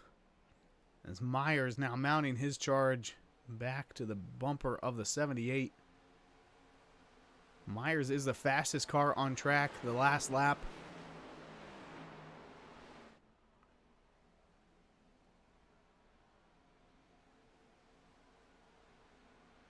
I think one of the things I love about this track, Alan, is that, you know, sometimes at Michigan or Homestead or tracks like that, the clean air is almost an overwhelming advantage. If you can just get to the front, it's really easy to stay there. But here at Pocono, it seems like the clean air and the draft perfectly balance each other out. So that even though 78 out front is going to be faster through the center of the turns, able to hug the bottom, the 0-0 is going to do okay in the turns, but then he's just going to get such a run on the straightaways. Well, just as you say that, the 0-0 had a really good exit off of turn number 1. So we head down the Long Pond straightaway and end of the tunnel turn. He has caught Brian Smith.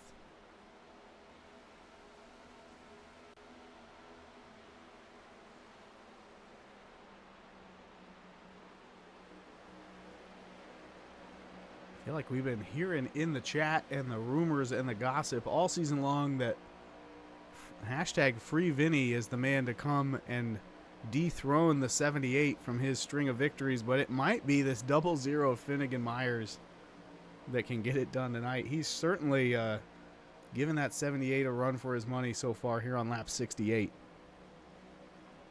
Absolutely not. He's going to make Brian Smith work for it.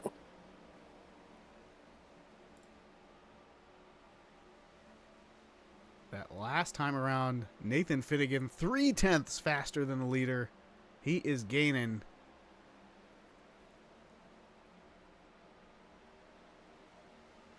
Now almost under a second behind the leaders.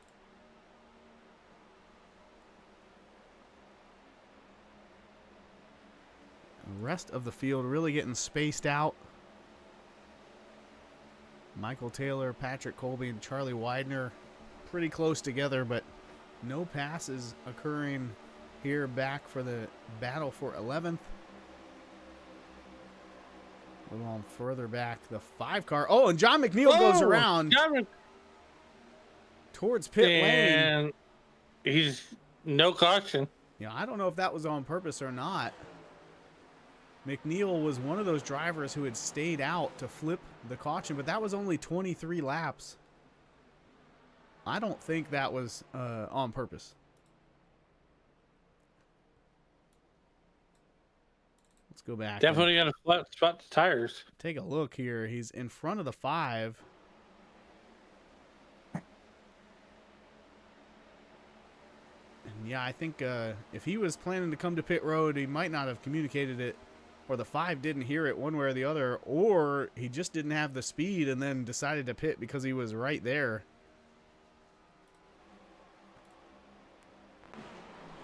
But as we go back live, it's still Brian Smith out front, Finnegan Myers in second.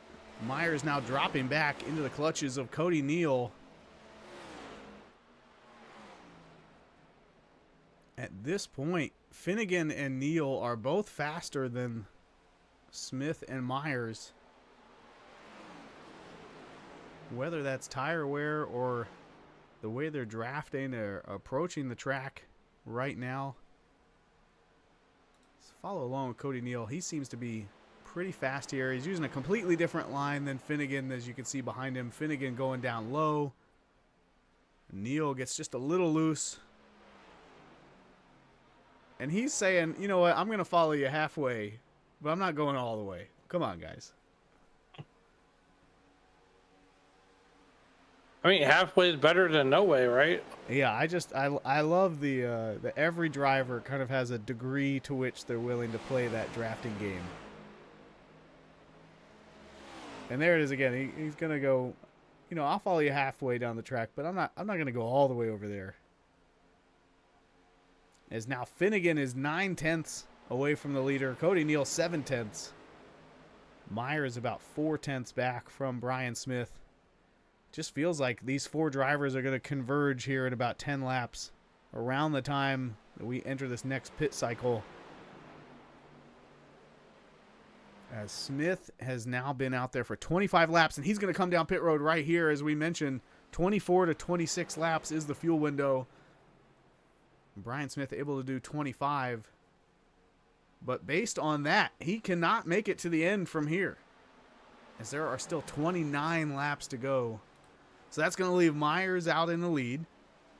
Cody Neal right behind him, and Nathan Finnegan now just 7/10 behind the leader. And he has been coming. If we look back at the strategy on that last pit stop, all of these drivers pitted on lap 49 at the end of the stage. But Finnegan Myers took fuel only, Cody Neal took 2 tires, and Finnegan took 4. And that is why they have been coming together over the last 30 laps. Yeah, absolutely. Here we are, lap 72, 71, laps end of the history books. Cody Neal now going to hit pit road. Green flag pit stops are underway. That's a little unexpected. He's only been out there for 22 laps, and you can't make it from here.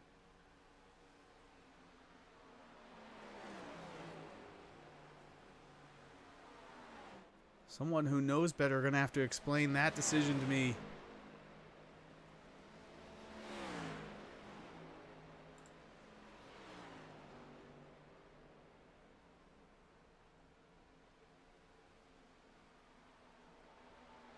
I think Cody Neal was another driver that tried to flip stage 2. I had Neal in at the stage and just 22 laps of fuel. We'll see if any of these other drivers decide to come down pit road here. Maybe our fuel calculations are off, and they are going to come. They've only gone 23 laps, so actually under green flag conditions, it looks like the fuel window is between 22 and 23 laps, and that's going to bring Jacob Smith, Purcell, Patty, a number of drivers down pit road. Staying out is going to be Adam Ball, and John Ross moving to the lead underneath of Ball. These drivers now on their 24th lap. There he is, the boss, John Ross.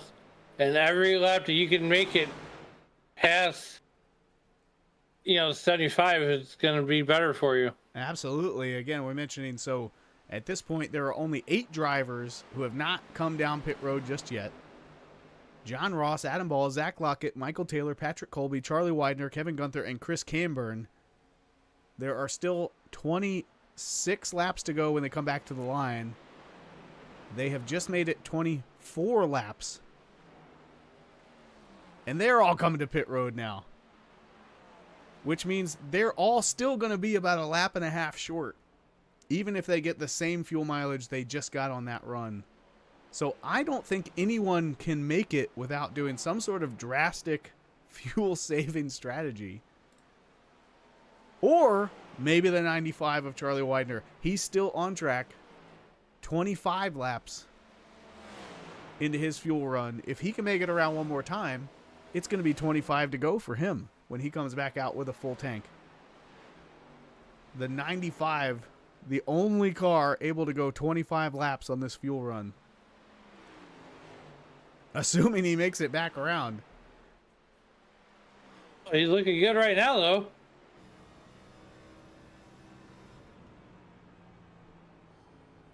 We jump on board with the 95. He is your leader. Right now, he has a 27-second lead, and he is coming to pit road. This is a great view here as we watch him get slowed down. And really a great job by this entire field. No one getting any black flags for speeding or unsafe entry or anything like that here on this final green flag stop. Still with a 27-second lead over Brian Smith. He's going to stop in his pit stall right there. Kyle Gilbert coming down as well. Gilbert also made it 25 laps. And that is going to leave Brian Smith, Finnegan Myers, and Nathan Finnegan, your top 3 once again. They have about a 2-second lead over 4th place Jacob Smith,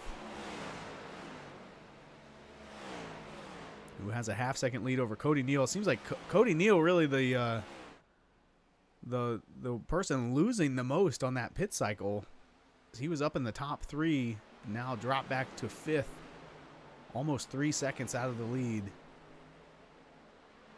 Just looks like his pit time was just a second and a half longer than most of the other leaders.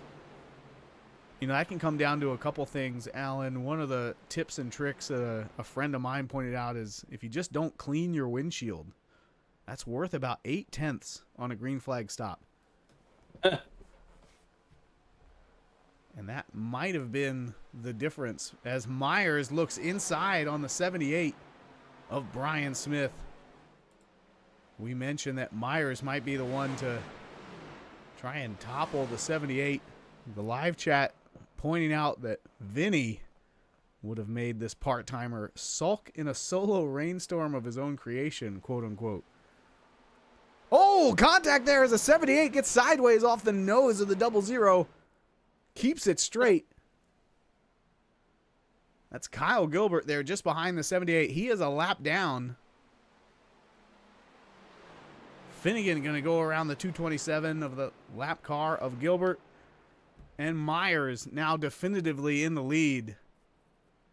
And that's the second time tonight we've seen 2 drivers just disagree on how you enter a corner. As the 78 thought it was time to turn in, and the 00 said not just yet.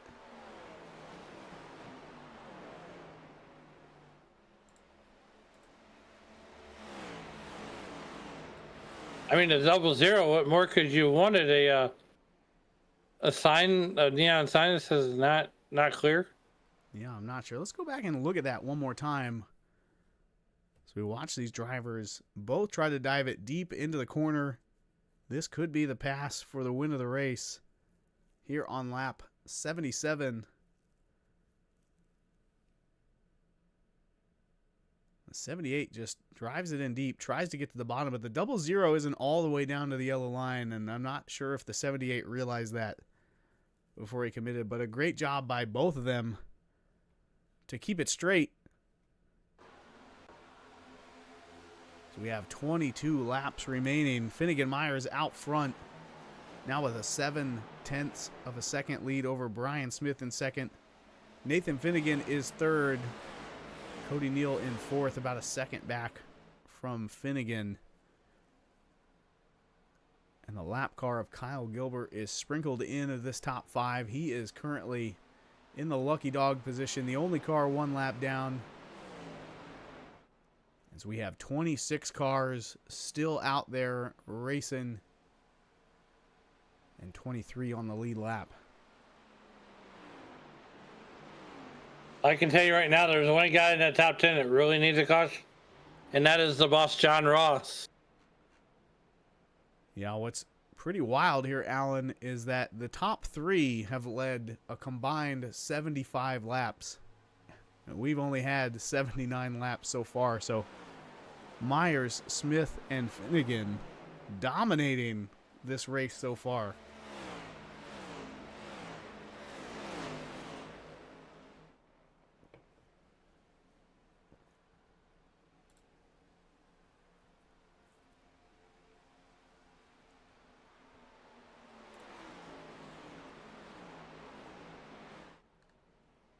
$21 to go.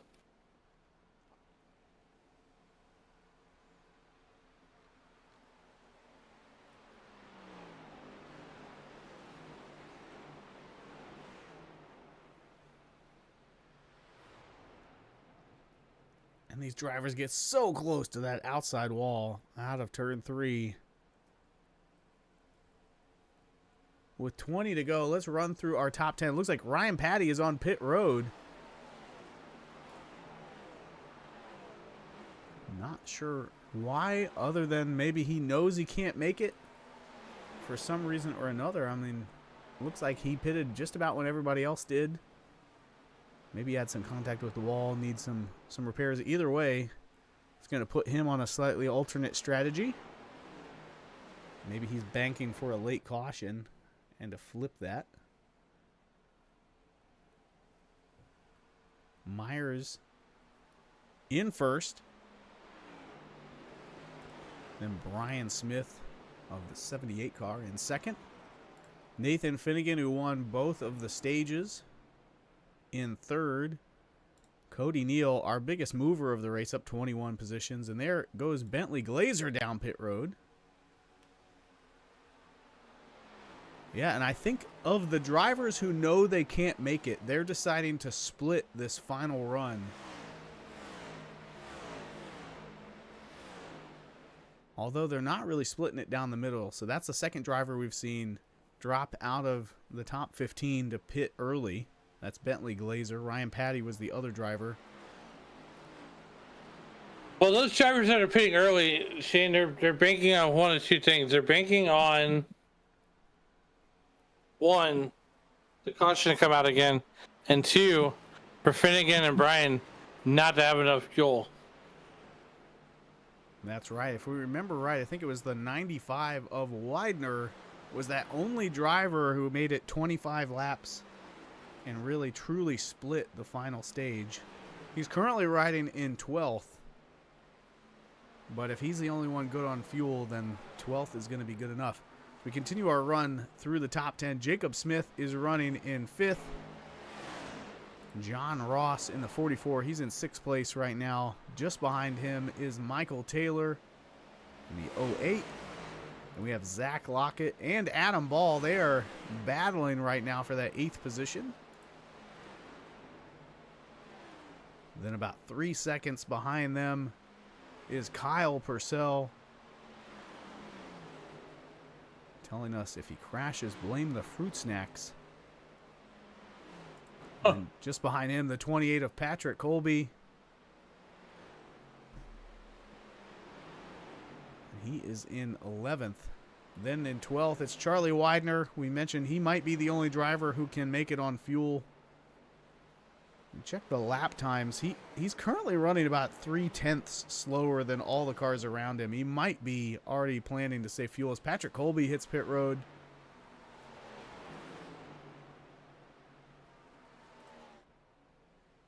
So everybody kind of taking a full spectrum of pit strategy here on this final run, knowing they can't make it. Some drivers pitting really early. Others pitting late. What makes me nervous is they're running, a 54-second lap, and Ryan Patty and Bentley Glazer are 41 seconds behind the leader, so they only have about a 10-second buffer before they get lapped. Which, if they took tires, might be okay, but they didn't. They took fuel only for Patty, and it looks like 2 tires for Glazer. So they're not necessarily gaining time on the leaders. They're actually two tenths slower than the leaders was Patty that lap. So he should be okay, and as the leaders are going to have to pit again. And now Charles Woods, the next driver to hit pit road here on lap 84. Finnegan Myers continues to be out front, now with an 0.8 of a second lead over Brian Smith in the 78. We've got 16 laps to go. A handful of drivers still needing to pit. Pretty much everyone in the top 15 still needs to pit, other than maybe that 95 of Charlie Widener.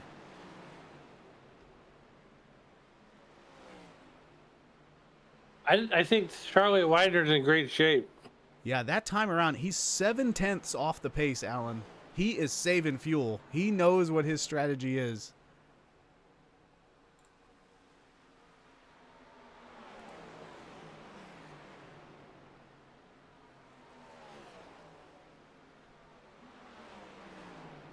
It looks like Woods. I thought for a second Woods was out of fuel, but he's just coming off of pit road, rejoining the field.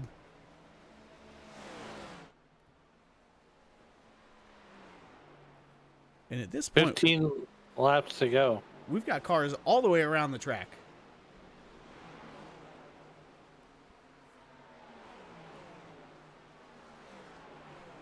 Meyer still doing everything he can to keep Brian Smith from being able to get a draft on him down the front stretch. At this distance, I'm not sure Brian Smith could get a draft anyway, as there's now almost a second between first and second place. It's going to be almost impossible. As I always say, for Brian Smith, the sands of the hourglass are running out. Just 14 laps to go here in the Pocono 240, the Icon Cup Series.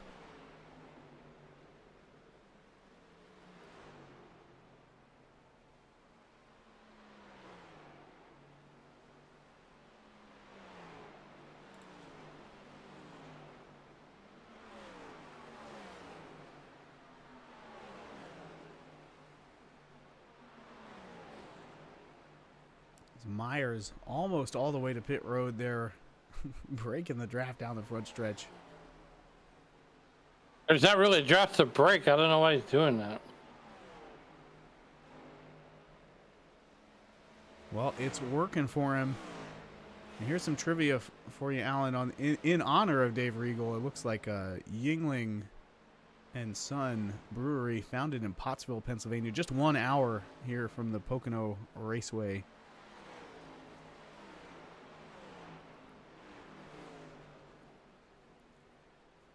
Goodness. the oldest brewery in Pottsville, Pennsylvania. I'm sure it is. They have Budweiser has Anheuser-Busch has a brewery in New Jersey. You want me to measure how many miles that one is? No, but look, here's the thing. Here on YouTube, if you get to 5,000 subscribers, oh boy, if we get to 5,000 subscribers, I will drink 2 Yinglings on air,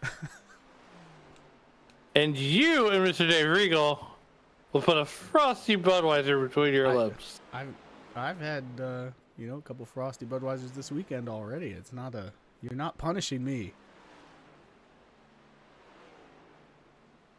I'm an equal opportunity imbiber myself. We'll have to find a beer that will punish you. I mean, I think Malort is probably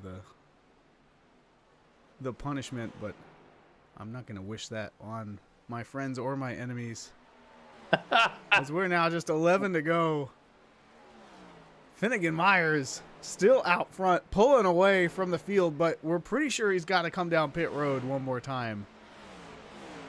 Could you imagine with 11 laps to go?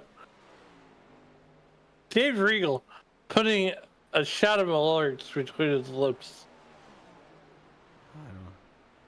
I don't know. He might burst into flames or...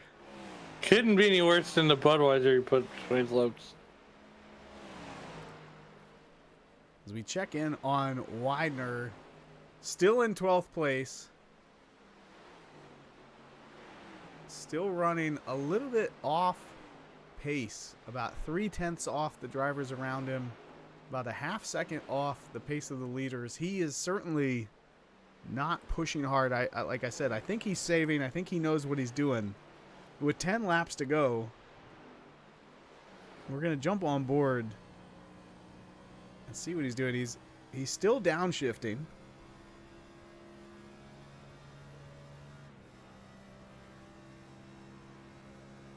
Like it doesn't really seem like he's doing anything drastic. He definitely got out of the throttle early there. Pressing that clutch in. Yeah, he's saving hard. But again, I think he knows what he's doing. I think when this all pans out, he's going to be in the right places. Finnegan Myers is off track.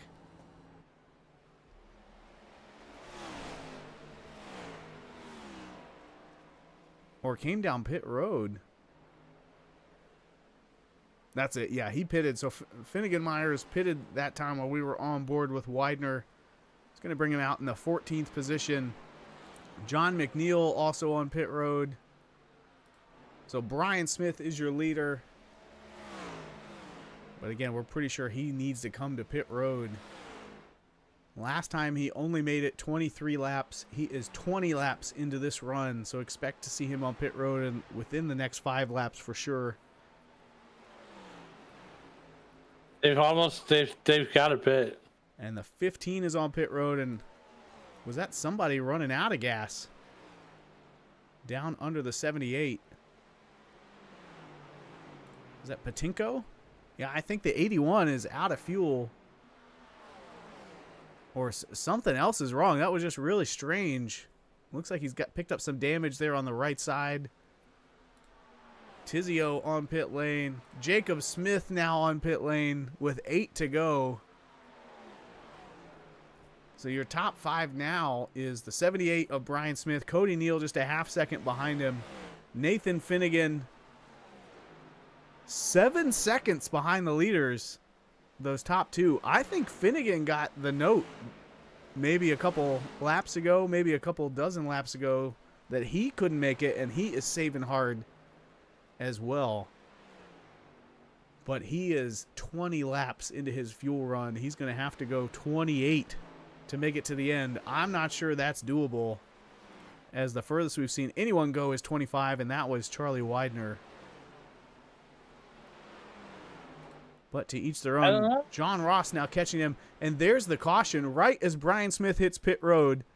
We're going to have to keep an eye on this. I imagine that he will not be able to complete his pit stop without picking up a black flag. So he's going to probably just drive through pit road as we look to see what that caution was. I'm not seeing anyone crashed. Going green flag.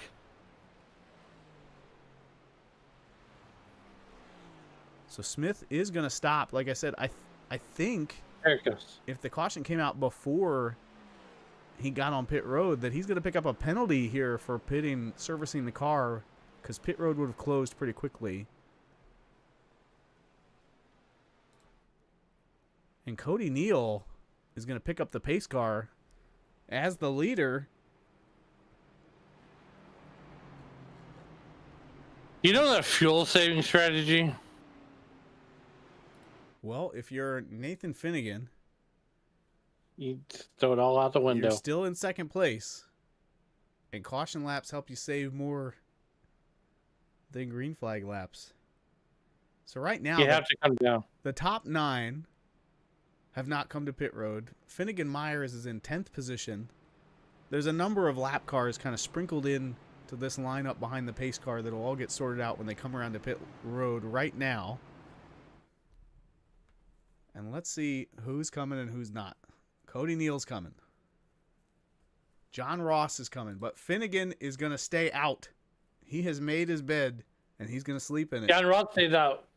John Ross stays out. Adam Ball also staying out. That's going to leave.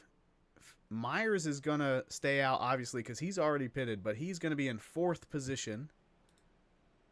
And it looks like he took 2 tires on his stop. So he's got a slight bit of a tire advantage to those 3 in front of him, who I imagine are... Finnegan is probably shutting off his ignition here. Yeah, absolutely. He is shutting it down here under caution, saving as much as he can. And if he's clutching the car. I think the ignition's off, Alan. He's kind of doing whatever it takes. Now, if he thought he could make it under green flag conditions, he definitely thinks he can make it under yellow flag. And I guess we're going to find out. So Finnegan is your leader. John Ross is second. Adam Ball third. Those 3 drivers pitted back around lap 73, 74. Finnegan a lap earlier than Ross and Ball. So they've got to make it 27 laps to finish this race. Then right behind him, you got Finnegan Myers. He's in 4th place. He just pitted on lap 90. So no problem with fuel. He's on 2 tires. Jacob Smith behind him in 5th place. He pitted on lap 92. Took no tires, fuel only. Ryan Patty in 6th place. Pitted on lap 80. He was one of the first cars to pit in that cycle. He took fuel only. So I think Myers is the only car with a tire advantage in the top 8. Then when you get all the way back to Cody Neal in 8th, he just pitted under this caution, took 2 tires, and Zach Lockett going to be the first car on 4 tires, along with Michael Taylor, Kyle Purcell, and Charlie Widener, who's still in 12th, didn't get a chance to have his pit strategy pay off there. I think if we'd stayed green, it was going to be between Finnegan and Widener, with Finnegan having to save a whole lot more than Widener did. But either way, we are 1 lap to green. It's going to be 4 to go when we come to the line. Nathan Finnegan in the lead. He's already won 2 stages, Alan. Can he get the 3rd one? We're going to find out in 4 short laps. Meanwhile, what happened to Brian Smith? Again, he hit pit road at really a suboptimal moment. He is in 17th. Again, we didn't really get any obvious reason for what that caution was there on lap 93. I do see that EVC has a black flag. Not sure if that's related. We take a look real quick before they come back to the green, see if we can figure out what that might have been. Yeah, it looks like he picked up that damage just before the caution. There it is. So EVC in the Bro Dude 85 snags the wall, spins around. That's what brought that caution out for us. And just like that, we are back. The pace car on pit road. Nathan Finnegan leads them back to green with John Ross on his inside. Myers and Patty just behind them. And we're racing again in the Pocono 244. Laps to go. Finnegan ahead of Myers as they both break away from the pack.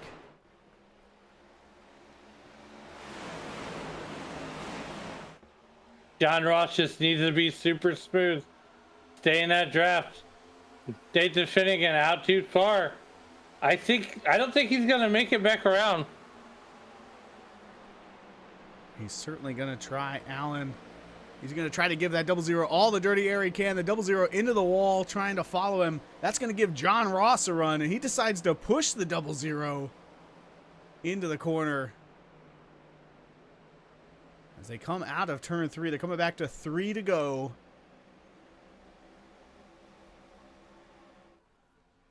Cars fanned out every which way here on the front stretch. Brian Smith back there battling with Bentley Glazer. But he is certainly too far from the pack as Finnegan is now pulling away. What happened to Myers? Not sure. Myers might be out of gas. Jacob Smith is now in second place. I mean, Myers came down and topped off. He was the first car on a full tank. That gives Finnegan a huge gap and a huge lead through the tunnel turn. Heading into turn 3, it's going to be 2 to go at the line. Finnegan with over a second lead. When this wraps up, we're going to have to go back and check on what happened to Myers, because it didn't just hurt his race, it really backed up the field. I see EVC and Kyle Gilbert still on pit road with damage. Myers back in 19th. He is still slow on track, coming around turn 3 as the rest of the field coming through turn 1.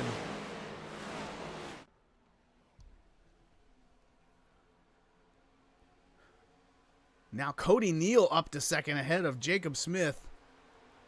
And this is really the battle here. They're 3 wide back behind him as Ryan Patty is in the middle. Kevin Gunther goes around. He's into the inside wall. No caution. Oh, my gosh.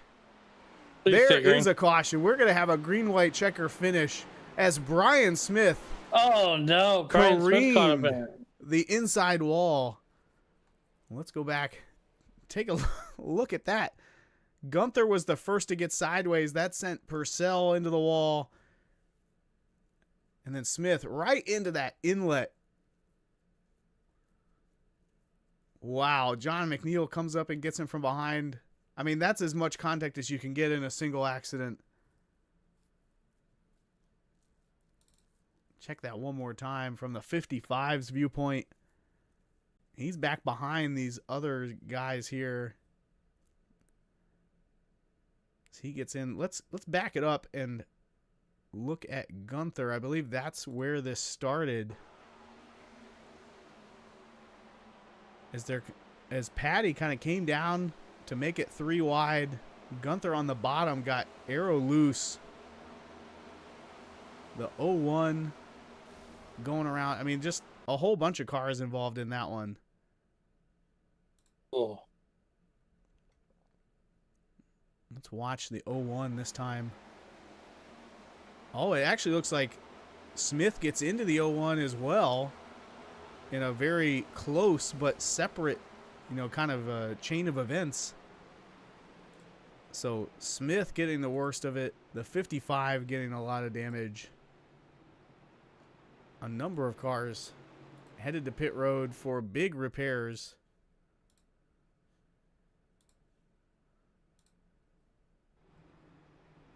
And now that's going to send Nathan Finnegan to pit road. Your leader is on pit road because of the green-white checker is going to extend it past his fuel capabilities. They're going fuel only. There's no tires to be taken here. And that's going to leave Cody Neal as your leader for this restart. What a shakeup, Alan. Oh, boy. Nathan Finnegan is probably dejected right now. And while we have a kind of a minute to look at it, I want to see what happened to Myers. Because that really stacked up the field a couple laps earlier. Right? It was on lap 97.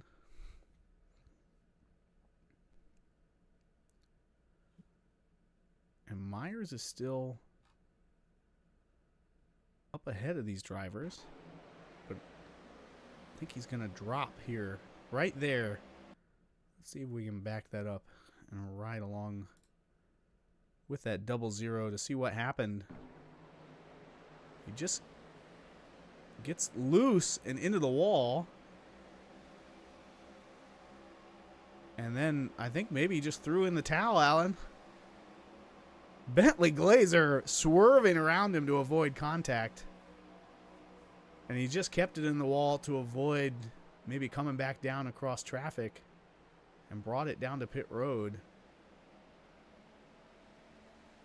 Not the finish he was looking for. Trying to chase down Finnegan, but not the finish that Finnegan was looking for, as he was close on fuel. Could not afford a green-white checker.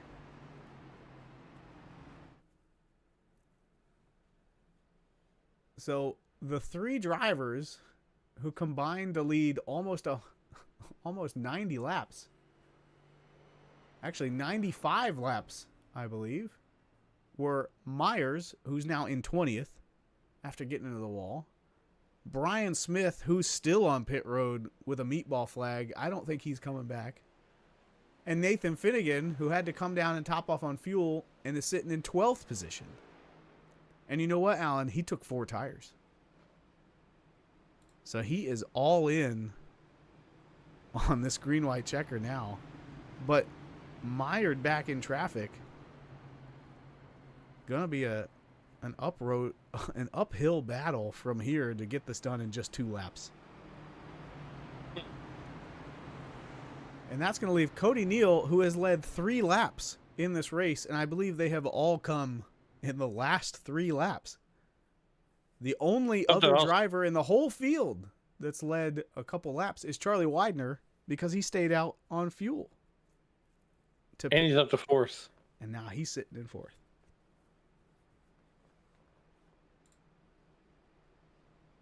What a race.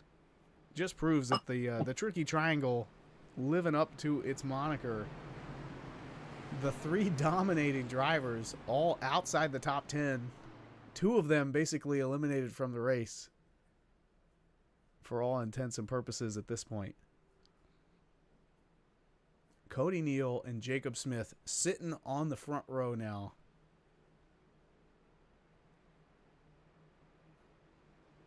And they're going to be coming back to green.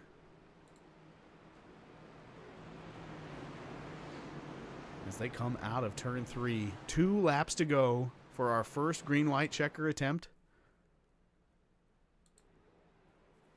Barney's got that green flag in the air as the pace car hits pit road. Drifts down into pit lane. Green flag in the air. And we're racing again. Cody Neal gets a great jump. Jacob Smith going to jump in line behind him.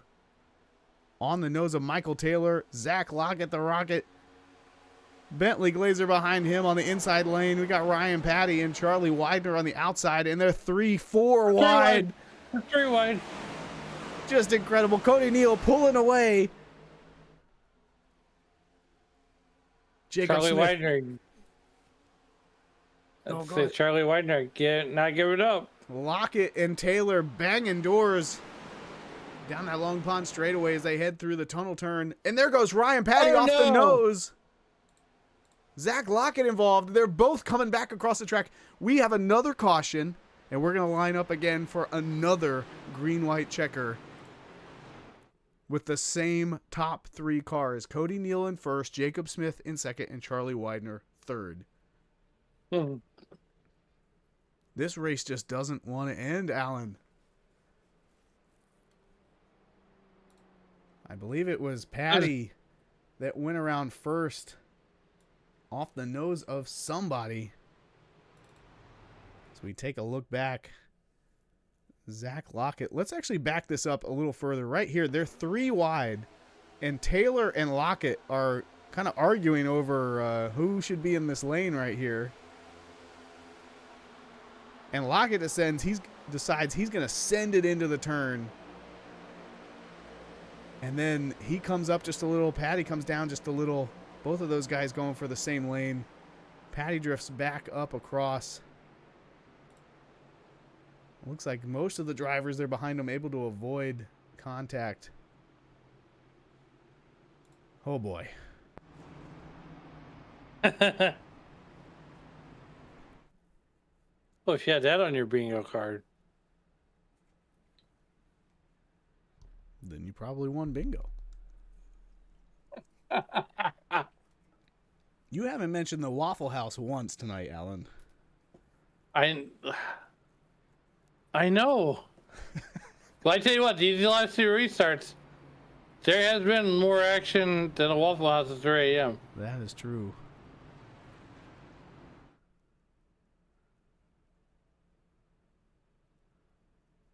This time around, really no takers on pit road other than drivers with big damage.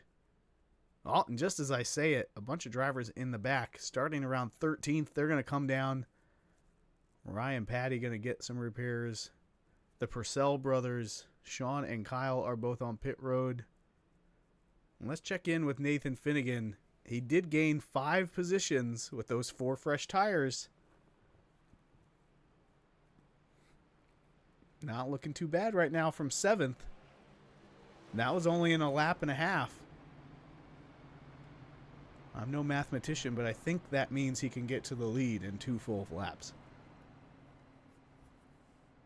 I'm just looking to stay Gramer 2 laps.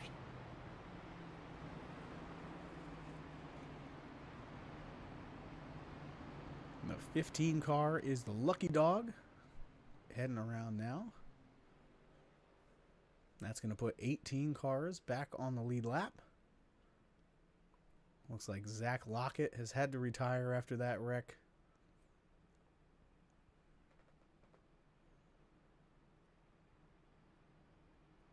And that will leave, I believe, 20 cars still in the race. 1 or 2 of them still serving repairs and black flags, but somewhere around 20 cars are still out on track, with 14 of them on the lead lap.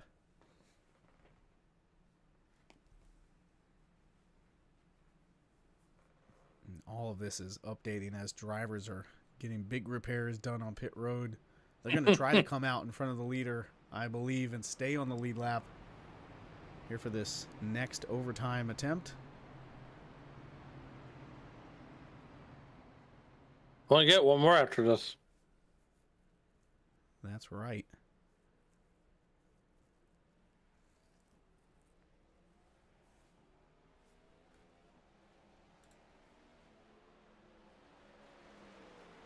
And Andrew Dell in the live chat saying he's actually running out of beers at this point.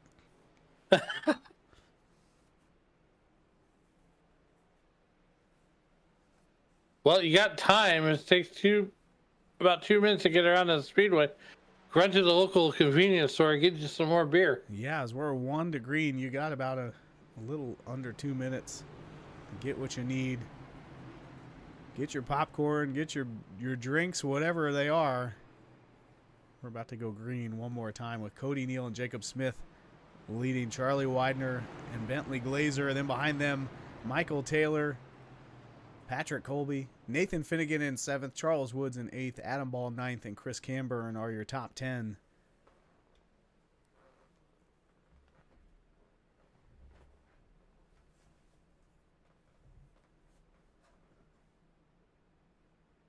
I think we were talking pre-race about how Pocono can kind of go one of 2 ways. It can either be a caution fest or be a snooze fest, and I think we got the better one of those. At least as spectators, anyway.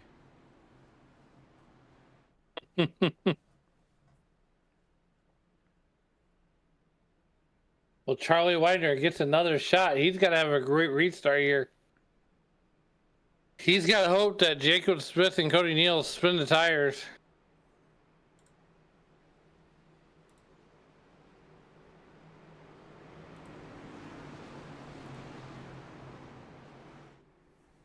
As they come out of turn 3 one more time. We're going to watch that crazy pace car driver make his moves. Get out of the way. And let the professionals go to work. As Neal and Widener get a great jump on the inside lane. Michael Taylor going to come with them. Looks like at least Neal and Widener are going to clear Jacob Smith into turn 1. Taylor going to try to do the same. Position. Widener almost to the bumper of Neal. That dirty air really hurt his exit. Got 2 shots to do it. Finnegan on the move, up to 4th place already. Again, he's on slightly fresher tires than everyone else here in the top 10.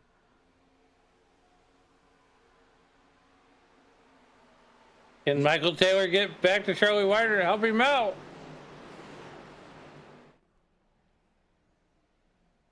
Ooh, Finnegan into the wall. We got a couple other drivers sideways. Gunther going inside. Camber sideways. The white flag is out, which means there are no more cautions. We're racing all the way back. There's no last lap caution like in real life. In iRacing, it doesn't matter. We are racing all the way back on this final lap. Finnegan to the outside of Taylor. He hits the wall again. Making his way up to 3rd. I don't think he's going to be able to get to Neal, but he's going to give Widener a run for his money here in the final turns. Through the tunnel turn for the last time. Cody Neal is running away with it. The race for the lead is already settled. We're watching the race for the 2nd position in the final spot on the podium. Out of turn number 3. Cody Neal going to take the win. And it's going to be Charlie Whiter for 2nd. Wow, what a finish, Alan.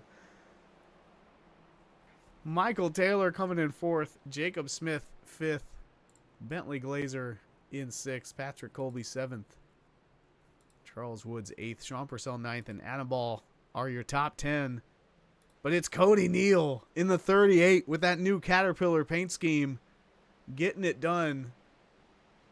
Just had a phenomenal restart. Survived the chaos of the last 50 laps. Bringing it home.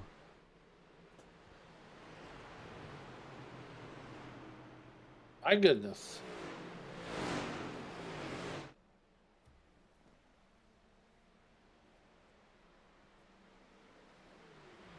As they book it back around to the front straightaway to do some donuts, I assume. Cody Neal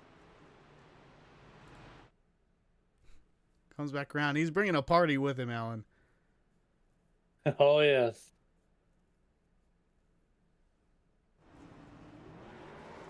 And there he goes. That's your winner, Cody Neal.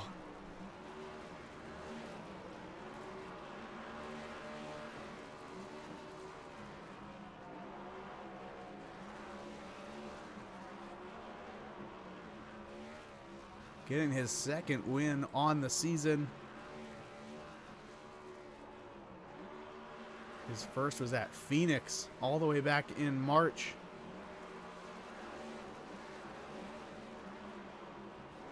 He's going to win here at Pocono.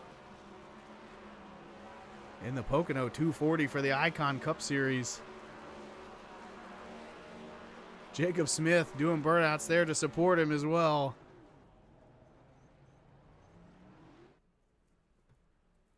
And there they go. Let's see if we can chat with some of these podium drivers, Alan. Looks like we've got Finnegan, driver of the number 6. You got Shane and Alan in the booth. How you doing? Hey, I got a copy, guys. The happy we could still bring home the URI 6 Chevrolet for a podium. Given everything, kind of gut wrenching. There's no other real way to put it. We were half a corner away from winning it, and then to have that yellow come out, that killed us. We were going to be running the number fuel wise, but that's racing sometimes. Yeah, talk us through that final run. We were kind of watching everyone doing the math here in the booth. It looked like nobody could make it except maybe the 95. He had made it 25 laps and needed just 25 to finish the race. But I believe you were on more of like a 24-lap run, needing 27 there at the end. Did you think you were able to save enough to make it? Yeah, no, I think we were really scrounging at the end there. We should have worked backwards at the beginning part of that run before the green flag cycle, trying to save at least a lap and a half, 2 laps there. And I think we would have been pretty good if we evened it out across the run. misdid the math a little bit and calculated we were about one short, and then it was about 15 or so to go where I was really trying to back down the pace and try to salvage enough to maybe stretch it. And then when the caution came out, that pretty much gave us the opportunity to stay out, and we had just enough fuel for one green white checkered attempt, and yeah, unfortunately couldn't stay green. Well, sorry it didn't work out for you. It was still really fun to watch you on those final two restarts. I think you were 12th, lined up with 4 fresh tires against everybody else. Made it back up to a podium finish, so congratulations on that. Who you got to thank and send some shout-outs to? I appreciate it, guys. The big shout out to the 38. Cody ran a good race, and really happy for his win. Strategy worked out for him, and that's what you got to do sometimes. And same thing with, I was just complimenting the 95 Widener. He good battle there at the end. I think we were like a quarter panel away from one another at the line, so that was cool. Really appreciate you guys doing the broadcast that you do each and every week for us, and representing our league. And a big shout out to my teammates, CCR, ECR guys, trying to do everything possible to help me keep a cool head when emotions run hot. But yeah, appreciate everybody watching. My parents included, my wife, and yeah, we're on to Atlanta. Yes, sir. Well, congratulations again on the podium finish. We'll see you out there next week in Atlanta. Thanks, guys. Appreciate you. All right, Alan, next up for you is the driver of the 95, Charlie Widener. Charlie Widener, how's it going, buddy? Better now that I finally got a decent finish. Yeah, look, man, you're the only one that ran that 25 lap strategy. Take us through the race and what made you go with that strategy. Just knowing that Pocono ends up being a fuel mileage race more times than not, I was just hoping to get to where at the end I was just off sequence with the rest of the guys racing, so maybe something would pan out for me, and it almost did. They were running out of fuel till that caution came out, but and I would have made it. I had enough, but it still worked out pretty good for me.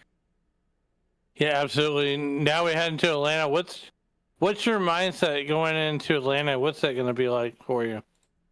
I'm more excited about Atlanta than I was Pocono. So as long as I can keep my nose clean and everything, I should be okay.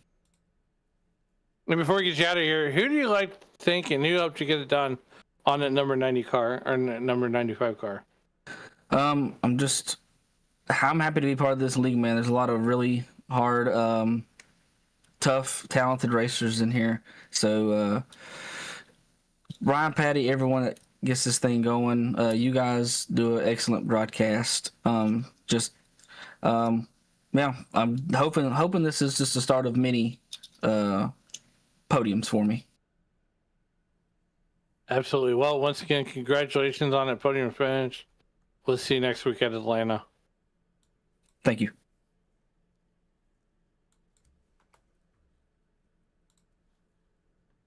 Last but certainly not least, the 38 car of Cody Neal bringing home the victory. Cody, you got Shane and Alan in the booth. How you doing? Oh my gosh, guys, that was electric. I can't even imagine the call that you guys had. I'm going to have to go back and watch it, that's for sure. Yeah, I mean, I think there's about 10 or 15 moments in this race where we were just losing our minds over the twists and turns here. We had 3 drivers pretty much dominate the lead. And then on the final restart, all 3 of them really out of contention. Finnegan making a march there at the end, but not able to catch you. How did you survive the chaos and then put yourself in position to be on the right pit strategy, the right tire strategy when it mattered most? You know what? Sometimes it's better to be lucky than good. I was quick tonight, but there's other guys quicker, and I just caught a little gust of luck tonight. I mean, take it when you can get it, right? But another yellow, I would have been screwed. I barely had enough really to make it all the way back around to do a burnout. But yeah, back in victory lane. Yeah, we noticed you had a fresh paint scheme on tonight. Is that going to be a lucky scheme? You can't let it go now, right? Yeah, we'll have to add another wind sticker to it, that's for sure. And maybe see it next week. Yeah, just a phenomenal race. We really enjoyed watching from up here in the booth. A few more cautions than we expected, but just really hard racing here at the Pocono 240 for the Icon Cup Series. Congratulations again on the victory. Who else you got to thank and send some shout outs to? Always boys back at the shop, putting in the work. Tizio Designs, Anthony Tizio, making paints. He made this one for me. Man, looks stellar, especially parked up there in Victory Lane. You guys putting on the broadcast as always, and yeah, everyone else that watches, appreciate it. Absolutely. Congratulations again. Do you think you're going to have anything for him next week in Atlanta? Oh gosh, if we can keep her clean, we'll be up there.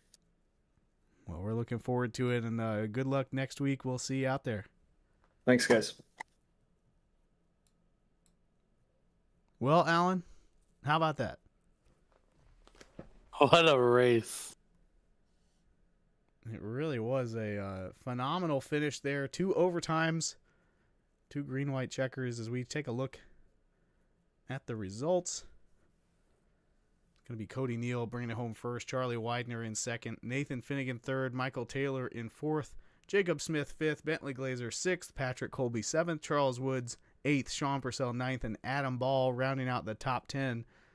Then behind him is Everett's, Purcell, Ross, Camburn, Gunther, Patty, Tizio, Patinko, Gilbert, and Lockett as the top 20. Then Grenell, Brian Smith, Finnegan Myers. Smith and Myers were, again, they were dominant early, both caught up in some incidents there right at the end. Then John McNeil, 24th, Ethan Van Colley, 25th, Cody Eldred, 26th, John Fowler, 27th, Brad Delph, 28th, Braxton DeWeese, 29th, Robert Bloom, 30th, Hanover Fist, 31st. And that's going to wrap up our finishing order here in the Pocono 240 with the Icon Cup Series. Next week, we're going to be at Atlanta for 160 laps of super speedway action. Be sure to join us again out on Sunday nights here on SRM with the Icon Cup Series. I want to thank everybody watching and keeping up with us in the live chat on YouTube. We really appreciate you, and we'll see you next week here on SRM.